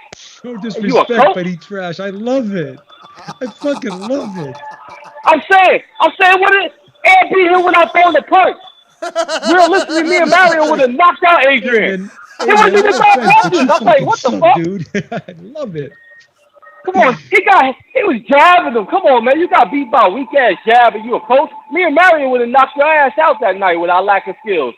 Fuck you, so I quit. What? You I and quit Mario a fight. go right for the neck, man. That's what I love about you guys. You go right for the neck. This dude quit the whole border wars. This dude quit the whole border war. He became a bartender. He told me I quit a fight. You ain't show up since then. And we got fights down the block from your house, and you a bartender. Have my drink when I land, man. Oh shit. Yo. Damn, so you gonna drink when you land? He's got to put food on the table, man. He's got to You know what I'm saying? My victory drink. I want my shit on ice. Post panel down. I want it in a bucket on ice. The guy's got to do what he got to do to eat, man. You can't take that away from him. Now have my drink when I land, Adrian. No sensitive ass, man. You need to stay retired, man. You don't want it. He is smaller than you, Now, Show you gotta Kid. start doing press conferences for these events. He gonna have to gain weight to fight you, Show Kid. We talking about a fight at 160. Where did he fight at? What? You went down for this fight. That's right. You gotta Damn. do a documentary. What you mean I went down? You gotta do a Border Wars You know, documentary. Les, you gotta stop lying on my name, Les. You keep lying on my name. That's why you don't know my Ness weight. ain't good with, You saying I was Ness a ain't good with cruiserweight. statistics, man. He ain't good with statistics. Did you fight? I fought at Mario? 175, me and Mario. At 175, he missed weight. He can't say I'm a cruiserweight. I never fought at cruiserweight. I knew Mario missed Yeah, but weight. I said that yesterday. I didn't miss weight. Well, yes, I missed weight, but we renegotiated. Because you couldn't make weight. But you said I was on the scale. Exactly. I wasn't on the scale. My man is tripping. I paid him. Anyway, right now. Real quick, ain't worried about weight anymore. Show Kid, didn't we renegotiate? Yeah. Didn't we renegotiate and I paid you, right? Nah. You hit me up and said you can't make weight, and I said, "Oh, cool." Yeah. And then I said, listen, I'll We give you negotiated. $100, and I did, right? I gave you $100 to move the weight up. Because you couldn't make weight, nigga. I'm not saying that. I mean, it's like, I'm not saying that. That's wrong. All I'm saying is the point that Ness was making last night was that I missed it on the scale. I told him no. I called Bro, Show you Kid. weighed I said, in yo, I 187. couldn't. Hold on. Let's renegotiate the weight. You weighed And you said yes, 187. You and I weighed paid you. 187. No, he didn't spring any First of surprises all, on him, Ness. hold He on. didn't No, spring any Yo, surprises. hold on for a second. Hold up. He gets credit for Hold that. up. He gets credit for that. Can I He gets talk? credit for that. He wasn't Hold trying up. to pull the okie doke. Yo. Come on. Nah, that's not They what I ain't gonna wanted let to you do. talk, Show Kid. Go ahead, Show Kid. First of all, this nigga said he didn't miss it on the scales. You didn't show up to the day of the fight, nigga. Don't act like we friends, you fucking coward. You was scared. You was about to no-show me for the second time. That's why you fighting bitch-ass Jose, because you don't want it. I want my rematch, man. You had a fake ref, 3-minute rounds, and you probably on that shit. First of all, I was there. That's a compliment, Mario. That's a compliment. Yeah, no, I take it. That's a compliment, man. You're on that shit, man, and you're not, and they say you are, man. That makes me feel good. Yeah, no, I Man, feel you got great the super about that. soldier serum running through Thank your you, brother. veins, You're the man. man. I appreciate the love, so kid. Yeah, listen. First of all, I showed up 4 hours after the weigh-in, but what I'm saying is I still weighed in. We agreed to You weighed an in alter 12 pounds above the 5 days weight. before. This was all It negotiated, Sunday or man. This was all Monday that I negotiated and signed told off him, on. hey, listen, can we do Ain't this? He nobody, said yes. your kid is Cool. And 1 by and the 0, way, he man. weighed in I at ain't never 180. lost. I got He robbed. weighed in at 184, 185. Like tripping. You just say Who? you got robbed? Is that I what you got just said? robbed. The people know that. You brought your You fake lost by referee. TK. Yeah, your fake coach. You get robbed. He said you had a fake You referee. had a ref helping you. This is the best. I hit you like 30 times in the ring. He should have stopped it then. I had you spinning around running around the ring, man. Come on, stop it, man. You been got TK though, man. Me and the Mario ref passed all the post-fight drug tests. He gave his raps to the commission. Yeah, Everything who checked did it? out, man. Who Come did it? on. His My blood cousin? is on record. His cousin was the My ref? EMP. Who did the test? His cousin? The fake referee? I got or the fake results from referee Quest that left? Diagnostic, man. Don't worry about that. Are we gonna have one referee this time? Can we get one ref? Or you gonna switch it when it's my turn to fight again? Let me know, man. Let me know. When you fight, we this put the A-star referee in there when you That's fight. right. Put He the said that was A-star my referee in cousin. there for They you. both had handlebar mustaches. Give you the A-star referee. A-star referee. Hey, hold on. Can I give a shout out right quick, man? Hello? We listening? Yeah, of course. Can I give a shout out to my? Okay, I'll give a shout out to my nephew. This is second week in the new high school, man. Shout out to my nephew and father, Jordan Baker, JB. Have fun in school. I'll see you later, man.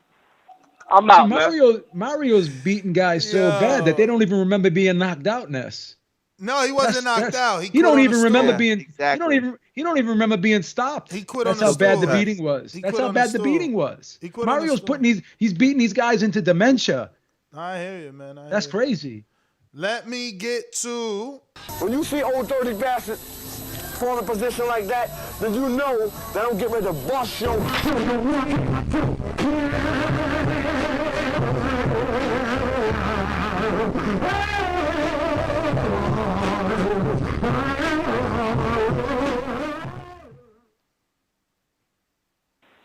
Me? Yo, y'all hear me, right? Yeah. One thing I want to say, yo, I love my TBV comrades. I love my TBV live chat comrades. Let's get to it, man. Yo, this Usyk, man, I don't know, yo, cause one thing, we all might not like AJ and how he move and everything, but he used strategy. He's like a general. You know what I mean? So who would ever thought that AJ would try to get slim? We all thought AJ was gonna go in there robotic muscle man commando shit, right? You know, Arnold Schwarzenegger all pumped up, right? There you go. This man is losing weight. So if he lose weight, what advantage does the Uzi have? What advantage Usyk have? Everybody said that Usyk advantage was going to be the fact that, you know, he could move. He like a, you know, a heavyweight Lomachenko. One thing we know about AJ, and that's why with AJ losing weight, this fight is a 50-50 because we know AJ hit harder than Usyk. We know he hit harder, right? But nobody in their wildest dreams thought AJ was going to take a strategy on some shit like, yo, I'm going to lose weight and get lighter on my feet so the Uzi can't shoot him down. This is going to be a great fight, y'all, because this AJ is a thinker. You know what I'm saying? You may not like that he wears shorts and all that shit. And I want to give a big shout out to everybody on TVV who don't wear dresses. None of that Russell Westbrook shit here, yo. Love all my comrades on here who ain't wearing no goddamn dress. This sissy man shit, sissy man idols gotta go, y'all. Peace, y'all. Next, I'm there. I'm there, yo. I'll be there Friday, Thursday, whatever. I'm there, though, man. Peace, y'all. All right. B, man, book that flight, man. Stop holding back, man. You doing nothing in Boston, man. I'm getting excited right now, man. Who we Getting got? excited. We got Corey, North Carolina. What up? What's going on, fellas? What up? I just wanted to wish y'all good luck with this border wars thing coming up, and I also want to drop a little bit of knowledge about that drug phentermine. Man, my wife was on that drug, and I think if anything, I'm more disappointed in the fact that Valdez doesn't say where he got it. He doesn't claim where he got it from. That drug, man, when my wife was on it, she had to get an EKG done first before she could get on the drug. And then when they introduced it to her, it's a small pill. Introduced it to her, they gave her half of it. You know what I mean? So for this guy to say he doesn't know where that drug comes from, that's what I'm more disappointed in. Because it's obvious you have to go through all kind of stuff with the doctors before you can get this drug prescribed to you. Yeah, remember though, he lives in Mexico. And then the second time, he lives in Mexico. It's not illegal. It's over the counter in Mexico. And one of my listeners actually sent me a tea that has the shit. Okay. Yeah, it has it. Let me see if I can find this. Hold on. Oh, they have a tea with it in it now. Yeah, she said. yeah. Wow. I did not know that. Oh. Yeah, me either. But like I said, I know my wife was on it. She had to do, the second time they put her on it, she had to do blood work. She didn't have to go through the EKG the second time. And so I was just going to say, man, you know, with that guy not claiming and, you know, but I ain't even going to say it since you said y'all found it in tea and it's legal in Mexico, you know. How did she feel on the drug? Did she feel okay on it? At first, like, her jittery, like real jittery. I guess hyper, I guess you can say. You know what I mean? Could she sleep? But Could then she she tolerated it real well. Yeah, she could sleep. Yeah, it just it curbed her hunger cravings. She just That's what wasn't it as is. A hungry. very strong like, appetite you know, suppressant. Yeah, that's it. That's There you it. go. Yeah, man. So like I said, man, I wish I could come, man. It looks like you disconnected, bro. We gotta let you go. Looks like you disconnected from your Bluetooth. Man, they just sent me this shit yesterday. Now I'm having trouble finding it, obviously. Hey Mario. Oh, he dipped? Holy shit. My man be dipping. Oh man, I can't find it, fellas. But the listener that sent it, please resend it. I wish you was watching right now, so you could send it in real time. But he definitely sent it, bro. He's like, yo, you think this is what Valdez took? And Would have been nice if Valdez could provide the tea, just provide some stuff that he was taking during the camp, so can have some sort of idea what was going on. But the fact that he didn't provide anything is crazy. Mm-hmm. No, I mean, they swept it under the rug for him. That's right. Man, is that I get so many messages on IG, then we got multiple people messaging other people. Everybody's logged in. It's fucking hell to remember everyone that sends something. I'm losing time. I don't know. Hey, did they ever do a press conference for AJ Usyk? No press conference yet.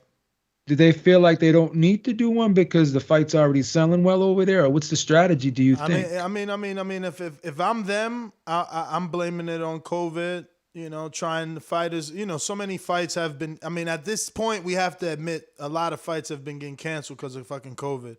Week of the fight, we find out someone's tested positive. So, you know, obviously that heightens the risk of COVID and contracting it. So, I'm blaming it on that if I'm them. But for me, I need a press conference, man. I want build-up. This shit is bullshit. Have they sold out already? They've sold out, right, already? I don't know. To resellers, you know, but I'm sure you can buy tickets. Let me get to pound for pound. Stainless, you avail? You working, listening?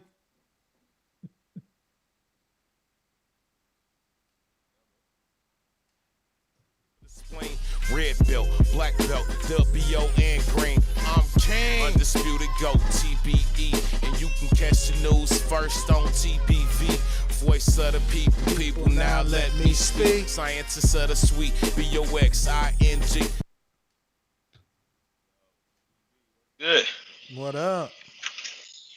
Happy Monday to everybody. What's the topic, man?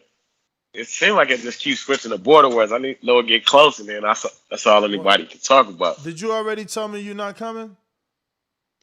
Unfortunately, I can't, man. Oh, wow. No, I had bad news, man. Just wanted to make sure. Yeah, I'll be forgetting everything.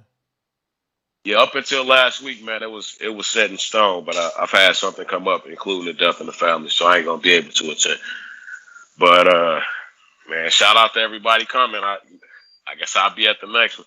If we don't get a TBV appreciation party before that, what's up with that, Ness? We got Canelo Plant. We got Canelo Plant.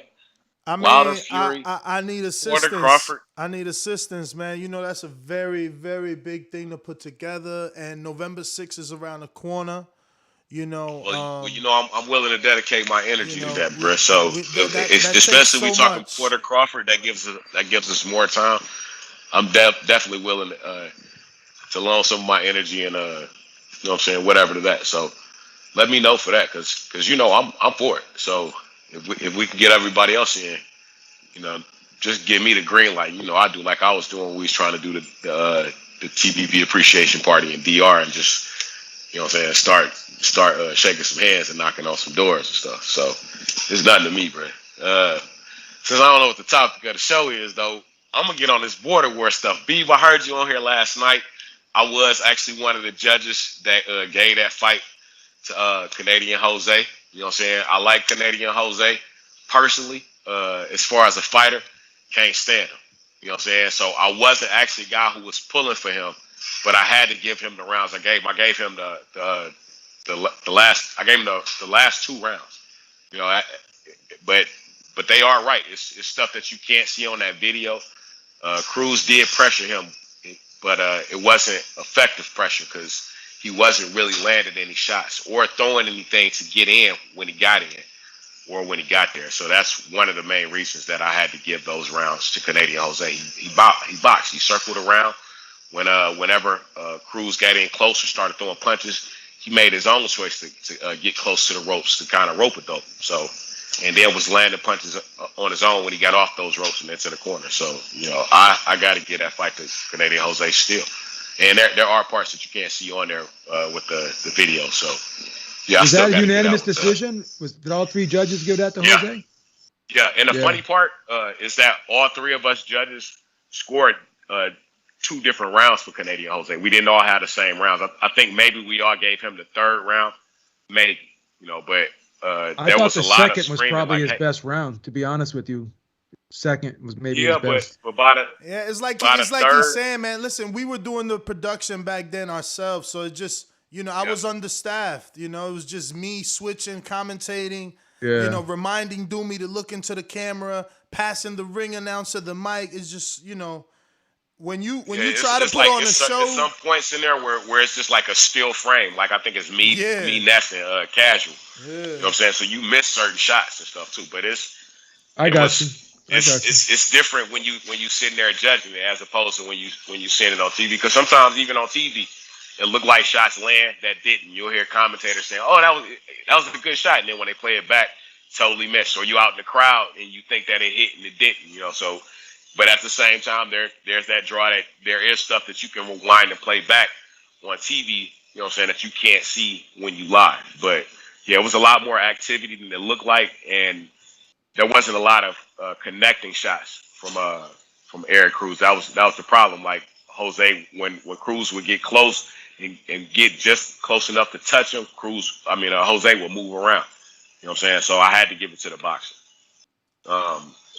Man, I wish I could be there for this next one, man. I'm stuck. Man, Beaver, if I can't go, man, you need to show up in my place because they're going to need another judge.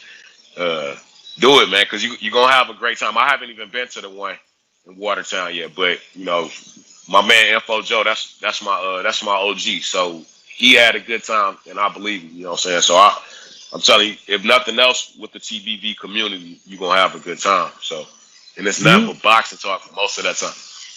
Do the same 3 judges judge all the fights, Ness? Nah, not all the time.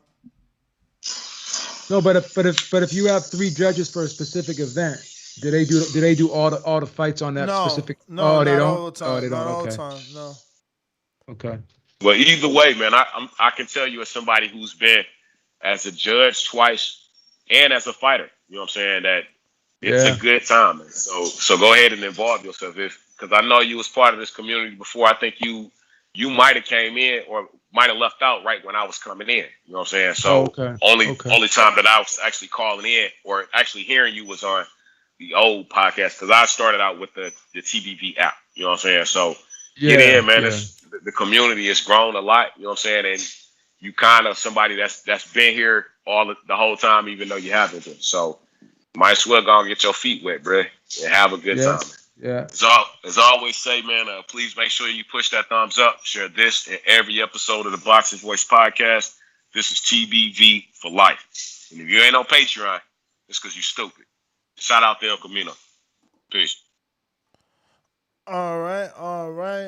We got Mr. PBC in Seattle. What's up? Are you available? Mr. PBC, baby. BoxingVoice.com. I'm the flyest. Canelo talking about he believe he can win. Go to my kitchen. Get the sharpest knife and cut the bullshit out. I don't care what you do good. I do every fucking thing great. Mr. PBC, baby. Yo. Good morning, everybody. What up? Shout out to Ness, Mario, Boxing Ringside, or reporter. Shout out to Canelo, man, and WBC, and, they're doing the damn thing. You got Cartello, Roy Noso out here. They're pushing things. You can miss weight, damn near get popped with a PED. They're just going to mix it with some tea and say it's just some herbal belly flattener. But really, he had the drugs mixed up in there, concocted up with some PEDs, some roids, and some everything up in that mug. But still got his ass almost beat. This is how the game goes, man. Canelo got it out here protecting fools. You can pop just like him and still be a champ. That's my call. All right. Keem, you avail.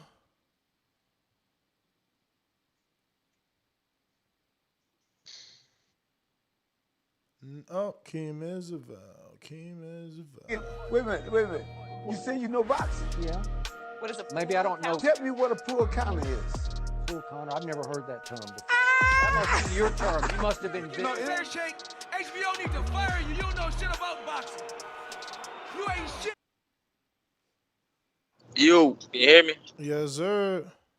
What's happening, y'all? Good morning. Good afternoon now. Man, Border Wars taking over, huh? It took over the flagship last night, taking over the morning show. It's fight week, man. Damn right, it's fight week. We don't want to hear about all that other shit, all them PED scandals and fake fights and all that, man. We talking Border Wars, real fights, real training. Hey man, shout out to Beeb, yo. You should include Beeb. Beeb should be like a commentator or something for Border Wars, man. I think he do really well. He seems to get a real excitement. I'm trying to get him to come out. He has a real excitement when he talks about it. He breaks things down well. He's good at looking at us novice guys and still picking the good things he sees, you know what I mean, and what we're doing well and whatnot. I like the way he talks about Border Wars. I think he'd be a good addition to like commentate or something like that, help you out with that aspect of it, man. I appreciate yeah, that. absolutely, man. But yeah, man, other than that, I'm ready, man. I'm excited. I'm getting like a little kid, man. I'm starting to get like jumpy excited, man. I can't wait to get down there and put hands on somebody, man. It's gonna be a fun time, man. So that's really all I got. Y'all make sure y'all tune in to Border Wars, man. Check it out, man. It's gonna be the best one yet. But yeah, that's it, man. Appreciate y'all. All right. Yeah, man, anybody that needs the link to Saturday's fights is pinned in our live chat, so you can bookmark that. You can set the reminders. You can go ahead and hit the thumbs up button on that video now. Keem, who you just heard, will be fighting on that card. He's going to be taking on Jason Wilson from Milwaukee. So he'll be having the Milwaukee fans cheering for him. Keem, first time, obviously, that he's going to be having people cheering against him. Because in Florida, he was kind of the Florida guy, So we'll see, man. We got a lot of great fights. It's a lot. 15, 16 fights on the card. And it's going to be about 250 plus people in attendance. So definitely come through if you're in and around the Watertown area. If not, you can watch it absolutely free right here on YouTube / The Boxing Voice. And it looks like we got to everyone except Davidian. What up, Buffalo Falls? Yo, what's good, TBV? What up? It's good. It's good, Ness. It's good, Mario. Mario's gone. Beeb's Mario's here, gone. strong. Okay, what's good, Beeb? What's going on, brother? What's going on? I mean the fights and everything was pretty good. I was surprised Flores got beat up though. That surprised me. He one of my I like that young man. Hopefully he can come back, It's just one loss, but I was very surprised. He was getting hit with the right hand and eye was all messed up. But other than that, shout out to you, Ness, for the Border Wars. I want to at least do one eventually. I got to at least do one. It just seems exciting to do. So, I'm going to be rooting for my man Mario and Keem. So hopefully he get the dubs. But other than that, great show and God bless you. All right, Show Kid, man. I'm being told by the producer I ain't play your intro, and I didn't. Now I see it. I forgot, man. You don't be calling in enough, man. Forgot you got an intro, bro. Stainless, you taking it? Oh, I'm out of here. It's lunchtime, man. That's GTO, Instagram and Twitter. Let me make sure I ain't leave anybody super chat behind. LV Slugger. Uh-oh. Almost. Close, but no cigar. We got LV Slugger that says, Bud versus Porter will be way better fight than May Pack. I hope. Chuck Supremacy says, boxers are not just fighters. They are professional weight cutters. If you can't do it naturally and you use a supplement that's banned, then you are cheating. I agree. Jay Miller says, I'm 180 and fit, but if I can take a pill that allows me to get down to 147 and then rehydrate to 165, I think that's a serious advantage. Hashtag drug-free boxing.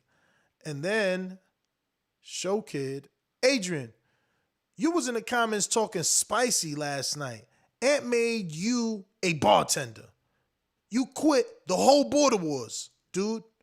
He retired you. Make my drink. Damn, make my drink. I'm fighting words, man. Listen, that's GTO, Instagram, and Twitter. Catch us on the next one. Beep, thank you again. No problemo. We Catch out. me at Ringside Reporter Live here on YouTube, and catch me on Twitter, JB1, Facebook, Joe Habib, Instagram, Joe Habib. And as always, make sure you guys show out for Border Wars. All right, peace.